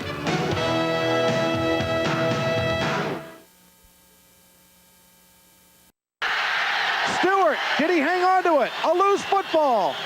They're going to say it belongs to Morningside. Dana, Sean Stewart almost intercepted that football after Mike Riggs drilled the quarterback. I don't know if it was Sean Stewart or Brian Sweeney, one of those big defensive linemen, had that football in his hands and it slipped right through. It was a fumble, though. The officials did not call it as a pass, and the ball hit the turf in Morningside. Lucky to recover on that one. That's what the Bison need, according to the coaching staff. We need to create some turnovers instead of giving them to Morningside all the time. Great camera work by our guys on it at the midfield stripe from the 44. They lost 3 on the play. It'll be 2nd down and 13. The option, Camise outside. This is Johnny Brown. He's got the side and out of bounds at the 40, and that's going to be a 1st down for Morningside. This kid's got speed on the perimeter and speed to burn. Tell you what, Johnny Brown can just torch things up. He did it. I know he'd like to do it on a punt return as much as he sees Satter in the first half with his big one. Johnny Brown able to get the ball outside. Morningside with, in my mind, kind of an if-then offense. If the defense does this, then we can do this. And they've been doing that so far through these first 3 quarters. A pickup of 17 yards. It'll be 1st and 10 in Bison territory at the 40-yard line with 9 minutes remaining here in the 3rd quarter. A 1-point game. The Bison hanging on to a 7-6 lead. Camise wants it all down the middle. This is Smith at the 20. He's got a big play. Oh, boy. He is tripped up at the 2-yard line. Jeff Smith out of the backfield, and he is so dangerous in that role. If they come up and take away and work on that run, then we'll start to throw the ball, and I wonder if that's a little of what we've seen. Well, Camise put that ball right on the money. Bingo. And he's a north and south runner, went right for it, and just tripped up at the 2-yard line. And the Maroon Chiefs are threatening to take the lead here again today. 1st and goal at the 2. Kirchhoff. And the Bison defense hangs in there. Phil Hansen and Schaffner making the stop for North Dakota State. Dana, that is the same type of play and offensive design that South Dakota State had so much success against the Bison here several weeks ago, isolating that back 101 with a linebacker. Those little scat bats really caused problems for the Bison. And Jeff Smith, he's been in that situation before. It was a year ago in Mankato, or down in Sioux City, Iowa, where he went about 70 yards for a touchdown and had the Chiefs believing at that time they were going to beat the Bison. The ball inside the 1-yard line with 8 minutes remaining in the 3rd quarter. Bison leads 7-6, but the Chiefs are knocking on the door. The tailback, Johnny Brown over the top, and he's not going to get in. Kenny Clark comes out from under the pile along with Carlos Miles and Rob Greenwood. Johnny Brown with the 360 airborne. Oh! Did not get there. You see the official shaking his head no. And Johnny Brown, that first play was going to the coaches.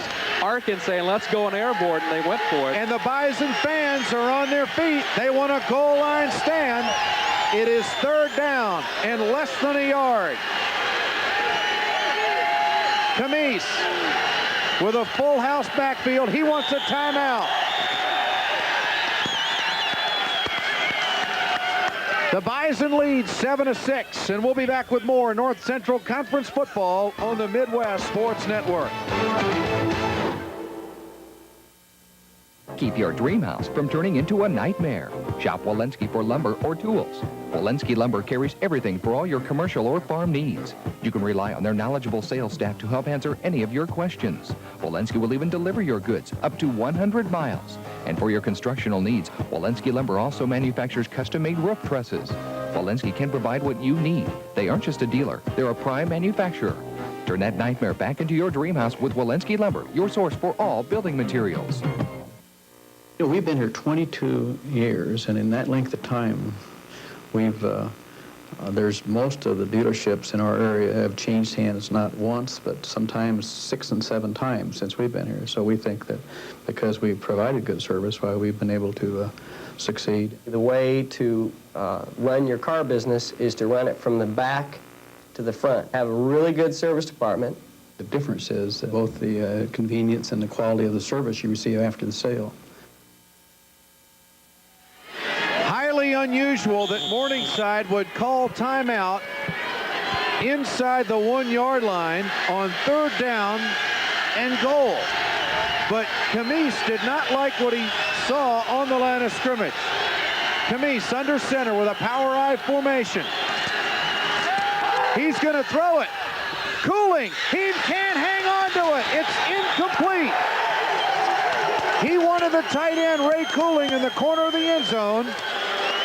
And now it's decision time for Dave Dolch. The field goal attempt could put him ahead, or do they go for it all? I tell you what, he's a fellow that has said all year, you got to take points whenever you can get them. I'm sorry, Ray Cooling, the short man again this time, and the hands weren't there. Dolch has said all year, I've got to take points whenever I can get them, but this time he's not going to settle for the 3. Shades of Sandy Buddha and the Riverboat Gambler. Out of Sioux City, Iowa, they're going to go for it all. 4th and inches. Camise to Johnny Brown. Touchdown, Morningside.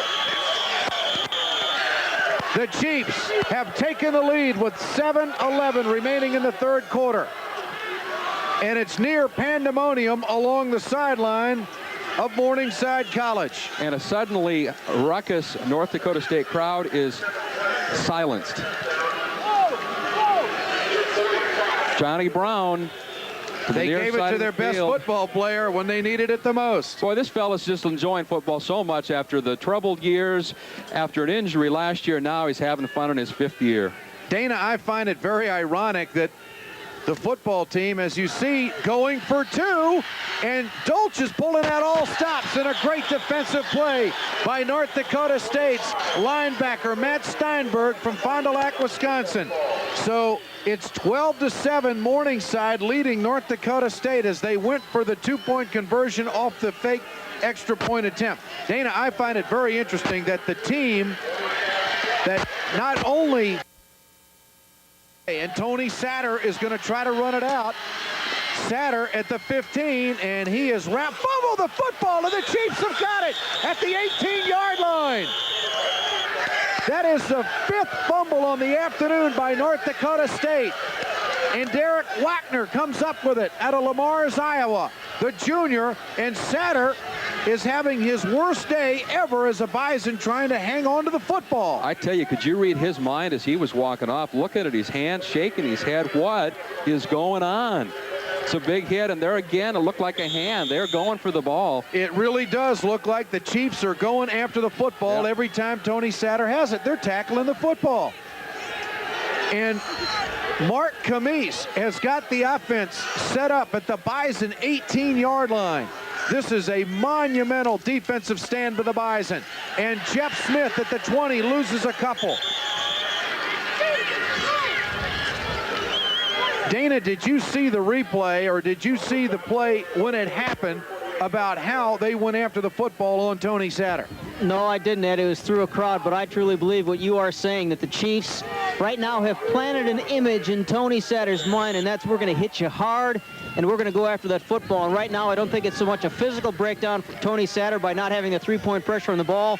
I think it's mental. And this game is shades of '85 when the Bison kept turning the ball over down in their own territory. Chiefs tied that game here in Dakota Field. 2nd down and 12, 20-yard line. Camise. And batted down by Mike Riggs. He tried to get it to Johnny Brown on the near sideline. And Johnny Brown and Schaffner are talking it over here on the near sideline. Now keep in mind, Diaz, this is well within his ability to hit a field goal, and he's got the wind at his back, but it is 3rd down and 12 at the 20-yard line. This is a chip shot for Diaz, but as importantly as the clock is stopped right now. Clock needs to run.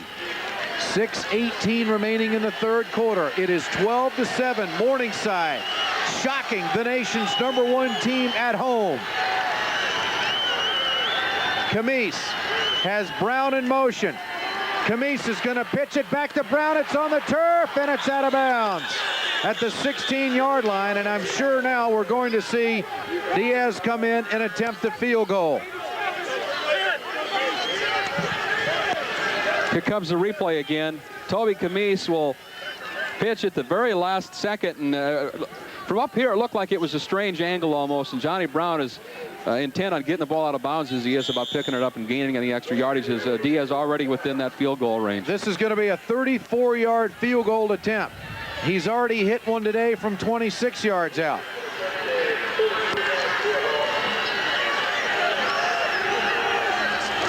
And they bobble the snap. Diaz, shades of Garo Yepremian, over to Hanks, the Bison hold. Flags on the play.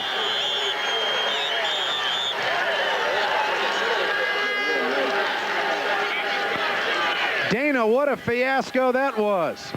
Holy smokes. This is, I think, some type of controlled chaos, but the flag is against Morningside. At least that's what the Bison believe. They're coming off the field, and boy, talk about dodging the serious bullet. It's just a flag that fell out of the official's pocket. They're waving it off.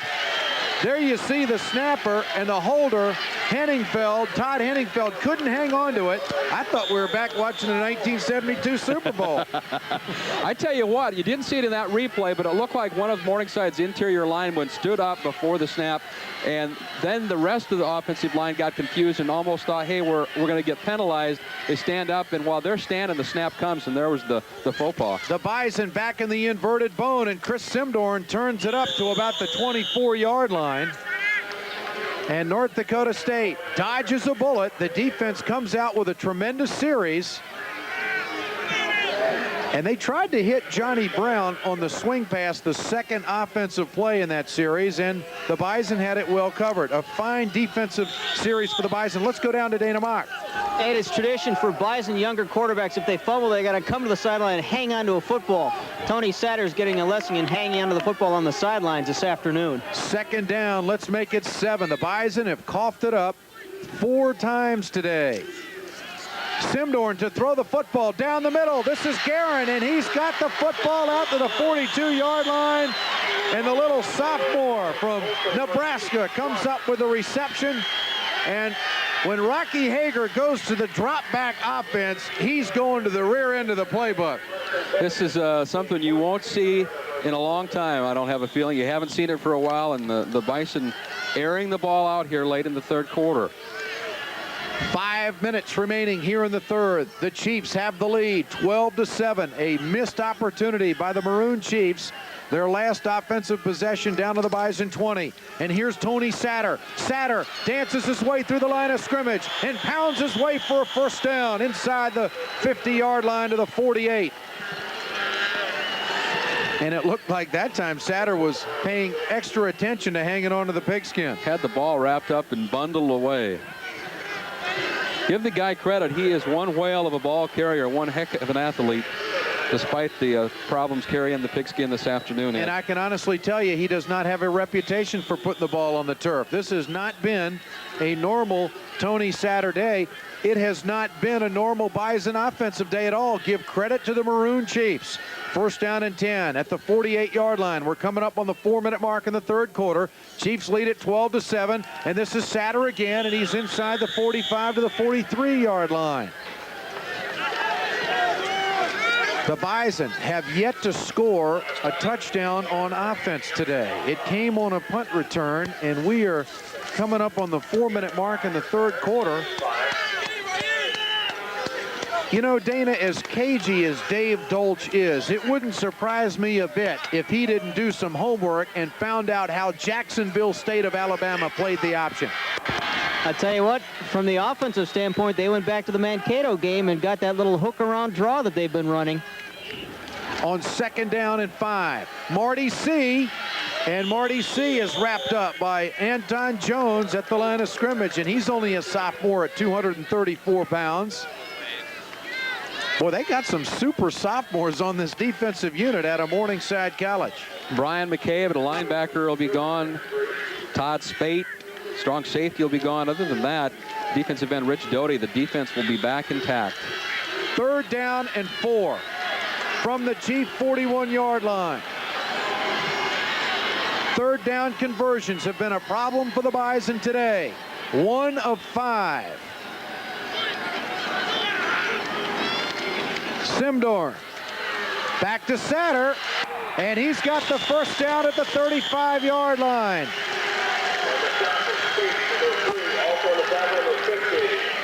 That offensive line of North Dakota State is starting to work a little harder now, it seems like. Here's a look at it from the backside again. Simdorn rolls, and this time decides to toss. Good yardage gain. Down to the 35-yard line. First down for the Bison. We're at the 3-minute mark remaining in the third quarter. The Chiefs leading the herd 12-7. Against a 5-man front, they option short side, and look at those linebackers. They are active. Number 33, Scott Griffin, is there. Brian McCabe, number 50, in there, and also Dean Jones, a defensive tackle. We are seeing the best linebacker play I've seen all year long put forth by these two kids, McCabe and Griffin from Morningside. There you see Stanford. Is this a final? That was my question. It is a final. The number 1 team in the nation, Notre Dame, upset by Stanford today, 36-31. It is ironic that the Division I team, ranked number 1 in the nation, loses, and the Division II football team, ranked number 1, is on the ropes at home. This is Cahill, and he's short of the first down at the 26-yard line. And we're inside the 2-minute mark as that completion to Cahill is his first reception in the afternoon. Bison had no passing yards in the first half. They'll mark it at the 27, and it will be 3rd down and about 2 for North Dakota State. The Chiefs defense. There you see Cahill, the wide receiver. McDonald and Cahill to the left of your screen, the 2 wide receivers for the Bison. And they have got one-on-one coverage with the defensive backs. They option the other way. This is Marty C. on the dive. Big hole. First down inside the 15-yard line. I'll tell you what, that is all individual effort and guts up front by Marty C. Marty C. is trying to crank that crowd up on the north side, and there you see the dive play, and that was a true veer option. Simdorn read the give that time. They closed on him, and he gave it to the fullback Marty C., and that's a first down to the Morningside 16-yard line. We're coming up on the 1-minute mark remaining here in the third quarter. The Chiefs have the lead, 12-7.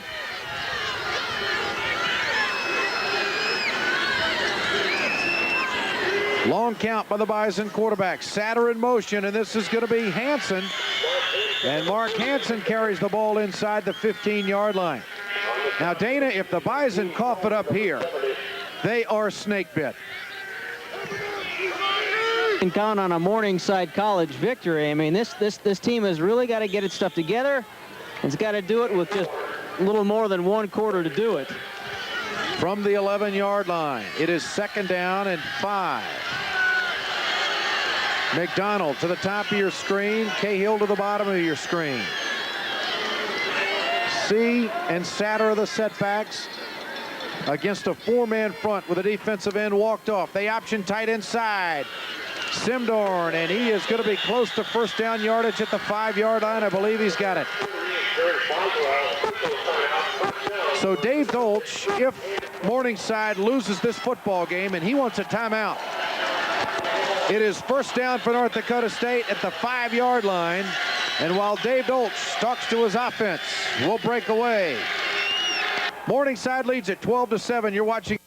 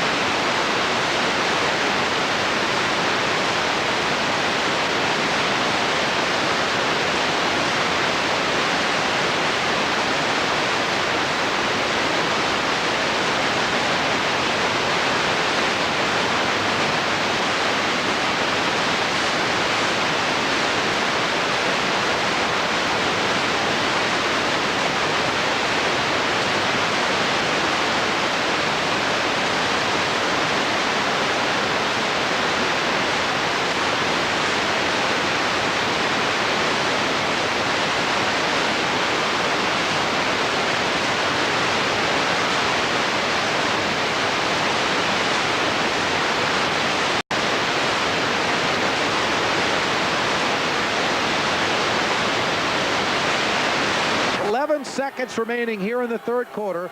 Morningside leads at 12-7. Simdorn, long count. To the wide side, the pass caught. Garrett, touchdown, North Dakota State. Great Garrett.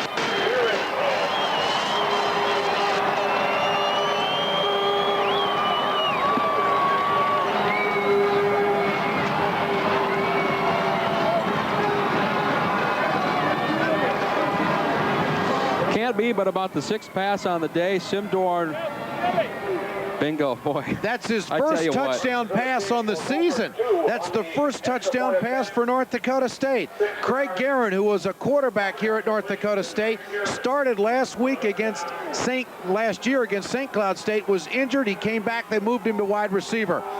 Move here by Rocky Hager, trying to take the two-point conversion. Simdorn with two receivers to the wide side of the field. This is Tony Satter, and he's not going to get in. The Maroon Chiefs hold on the two-point conversion, and it's a one-point game with 8 seconds remaining in the third quarter. You're watching a wild North Central Conference football matchup. Two Division II powers on the Midwest Sports Network.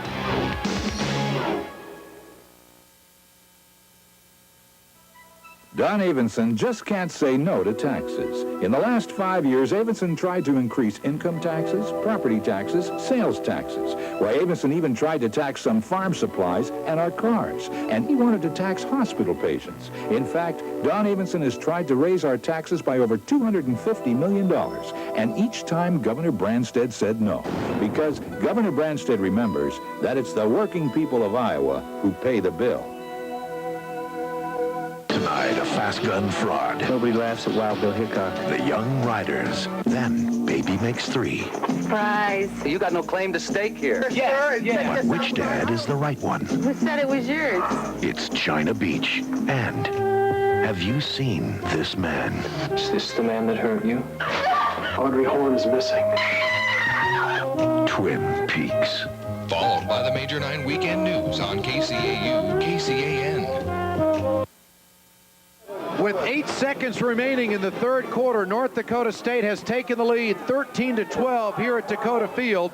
And at the end of that extra point, Dave Dolch was talking to the officials about a taunting and some verbal things that were taking place by quarterback Chris Simdorn to the coaching staff on the side of the Maroon Chiefs. He felt there should have been a penalty. It's taken at the 25-yard line, and coming up to the 29-yard line for Morningside is Ben Johnson. This has been a wild football game. This has been fun to be involved with. Things that you did not expect to see from either of these teams. You're seeing them here this afternoon. Craig Guerin, and there's Dave Dolch, the head coach of the Morningside Maroon Chiefs. First down and 10. Camise is the quarterback. And there's 2 seconds remaining here in the third quarter. This will be the last play of the third quarter. Dave Dolch said it would be a 4-quarter football game. He was right. Camise has time, cooling the tight end, and he'll be close to a first down, and that'll be the end of the third quarter. So we go to the final 15 minutes of this football game. Dakota Field, over the years of great Bison football games, has seen some tremendous football games, and this one's got a rate right up there. We'll be back with the fourth quarter in just a moment on the Midwest Sports Network. Your Dodge dealer is now showing his most exciting new lineup ever, featuring the redesigned Dodge Caravan. I like the new shape. The new Shadow America, the lowest priced American car. We pay cash for our cars, so the price is very important. The new Dakota V8, available with more power for less money than a Ranger 4-liter V6. I could tow a 24-foot boat with this. Welcome home, America. Come see what we're made of.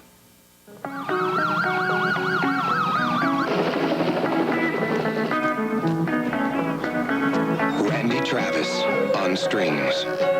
Branford Marsalis on the horn. Carly Simon on lead. There are a lot of different parts to play in the American Red Cross. Play your part. Call 252-4081. Well, we're ready to start the fourth quarter, and North Dakota State's scoring drive covered 12 plays, and it was their first touchdown pass in the 1990 season. But now, Mark Camise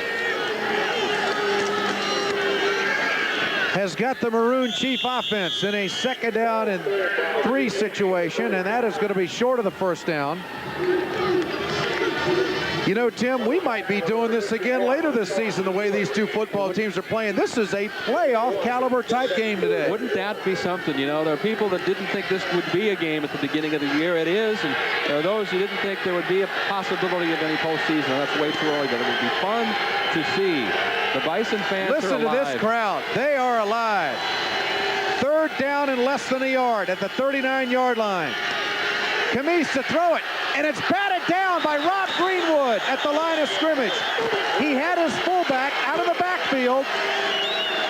Niemeyer was open, but it was batted down, big pressure, and Rob Greenwood, the linebacker. And that Bison defense gets a standing ovation on the north side of the field.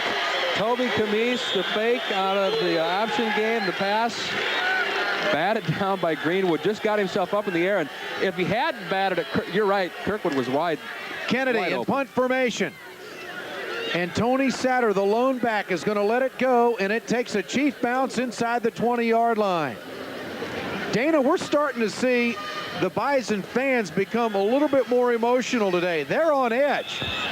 You know, the Bison fans here at Dakota Field are not exactly used to close games. I mean, especially Morningside coming in, they're used to seeing a 63-7 type of game. I think the Bison fans are actually enjoying this close game, enjoying it more so now with a 1-point lead over the Chiefs. Yeah, enjoy it now, rag later, I'm sure. You said something interesting in the days leading up to this game, I know, Ed, that the Bison hadn't played anybody to this point in the year. I said it last night on Rocky's football show. They played both South Dakota schools, the doormats of the conference. Mankato's not far from it. And Indiana PA was without Simdorn. Right. I think you hit it on the head of the nail. They're playing somebody today. It is first down and 10 from the 12-yard line. Simdorn, and Simdorn works his way up to about the 14-yard line. We just started the fourth quarter, and North Dakota State leading 13-12 here at Dakota Field. Homecoming in the Bison community today, and it's one they're going to remember for a long time. And if Dave Dolch's football team is able to corral the Bison option attack the way they're doing right there, this program has arrived on the national level, not on the conference level. It's been one of his goals all along. Today, you're looking like a national type of program. Simdorn now on second down and about 9 from the 15-yard line in his own territory. They work the dive play to the short side of the field, being very patient. Dana, how's the injury situation on the Bison sideline this afternoon? And I truly believe that every one of these Bison football players are so into this football game that the minor owies and scratches and bruises they normally receive playing on turf and playing against a physical football team, they don't even know they're there. They may not find out about them until tomorrow morning. It is third down and 7. The ball's at the 16-yard line. Simdorn has gone the distance at quarterback today. Simdorn wants to throw the under. He's got time. Fires to center. It's a first down at the 27-yard line. Very patient. Chris Simdorn waiting for his running back to come underneath the linebackers. And he got the time. The linebackers did play back, and Simdorn, without a great deal of pressure, and able to wait until he got the man he wanted. Look at the rush. Great job by the Bison up front. Nobody coming. There's the toss and the completion. Tony Satter going up high for his reception for a first down, and they mark it out at the 28-yard line in Bison territory with 12 minutes and 30 seconds remaining in the ball game. The Bison holding on to a 1-point lead in Fargo. And the dive play, this is Tony Satter at the 31-yard line. On the tackle was number 92, Jason McCoy. I know Morningside's defensive coach has said if we can hold them to a 2-touchdown game and about 275 yards in total offense, we'll be in the game at the end, in the contest at the end of the game. And that's what it is right now on the board, 2 touchdowns as far as the Bison offense. He's not far from that yardage either. No. Second down. 31-yard line, about 7 to go. C and Hansen are the setbacks. That's Guerin in motion. He caught a touchdown pass. And he might get one right here. There he goes. Craig Guerin, recruited as a quarterback, moved to wide receiver because of his speed, and he's pulled down at the 13-yard line. The biggest pass play of the season for North Dakota State. Defensive teams aren't going to blitz very often against a good Veer offense, and it doesn't happen. Boy, oh boy. Simdorn knew he put that one on the money. Yep. Craig Guerin broke his arm last year against St. Cloud State when he started at quarterback, and he still can't extend his arm all the way. He wears a special brace. Dana, that's his biggest play as a Bison football player. You know, he was recruited here as a quarterback, came here because they gave him a chance to play quarterback. Right now, you got to believe he's just happy to be on the field, happy to be catching some passes as a receiver. Nebraska wanted him as a defensive back. Full scholarship, turned it down, came to Fargo. Simdorn to Marty C. And C works his way to the 11-yard line.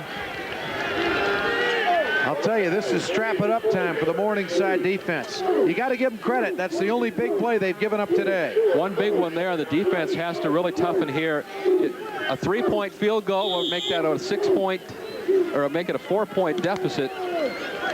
Defense has got to hold, whether it's a field goal or touchdown, just doesn't make any difference. 2nd down and 8 from the 11-yard line. Coming up on the 11-minute mark remaining in the 4th quarter. Simdorn on the option. He's got an alley to Tony Satter and down to the 6-yard line. Nice pursuit by the Maroon Chief defense that time. Aaron Clark coming over, making the stop, forcing the pitch. The free safety. Along with Todd Spate. There's Tony Satter out of bounds, and this is going to be 3rd down and about 3.5 from the 6.5-yard line. 11:02 remaining here in the 4th quarter. 13-12, North Dakota State. 2 tight ends, that's Cahill in motion. Simdorn inside the 5, touchdown North Dakota State.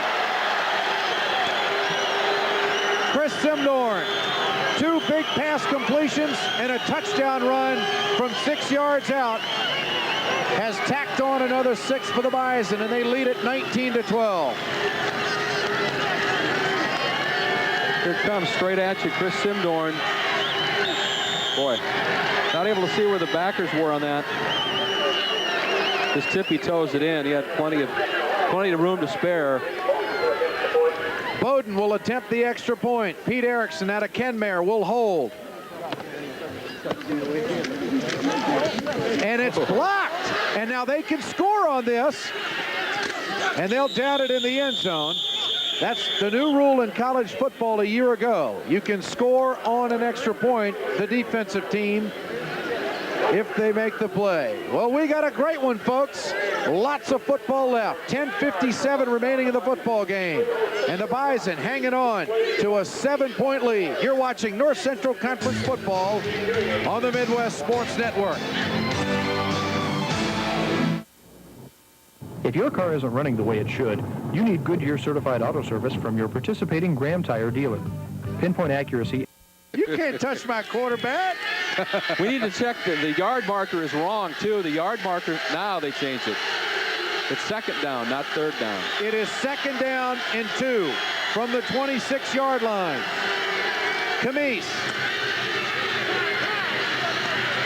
keeps it himself, and he'll be close to 1st down yardage at about the 22-yard line.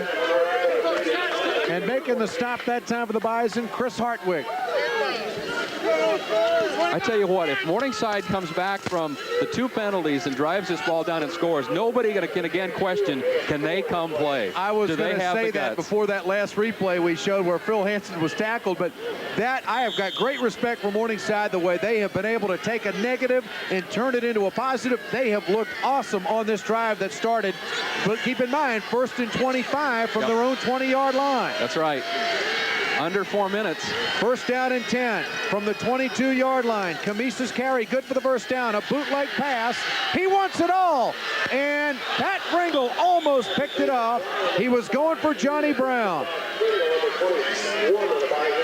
Overthrew the receiver. Let's go, Johnny. Pat Pringle, the defensive back, he was giving up anything but the touchdown. I think he had a tent pitched in the end zone that time. Overthrown pass, but the breakup there, Johnny Brown hanging in there tight. A scenario is being played out here today that very few people predicted. It is 2nd down and 10 from the Bison 22. Camise under center. Single setback is Kirchhoff. That's Smith in motion, and they go to him. He's at the 20, the 15, and out of bounds at the 14-yard line.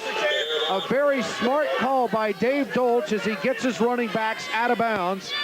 I tell you, I like that Jeff Smith. He is a football player. He can play that football. He can do anything. Watch it set up. There's a block there. They've got it sealed to the out of bounds. The clock stops at the yard marker, 3rd and short. All right, let me ask you, before it happens, is he going to go for 2? Give me a couple plays to think about it. 3rd down and 2. Listen to this crowd.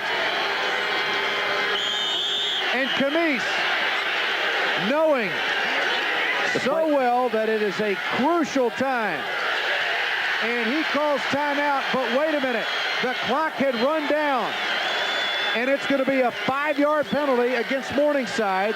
Camise tried to save the offense with a timeout. Boy. And now Dolch has got to argue this.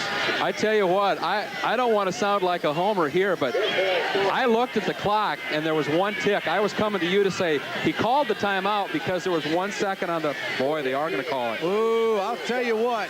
I'm sure we don't have a shot that'll show it, but I know there was 1 second left on the clock. If Morningside wins this football game today, they've had to go the hard road. Now they're calling for the clock to start. They back it up 5. It's going to be 3rd down from the 19-yard line. And now let's see the officials want to talk it over. They're saying that Morningside had called timeout. Do they have to use the timeout?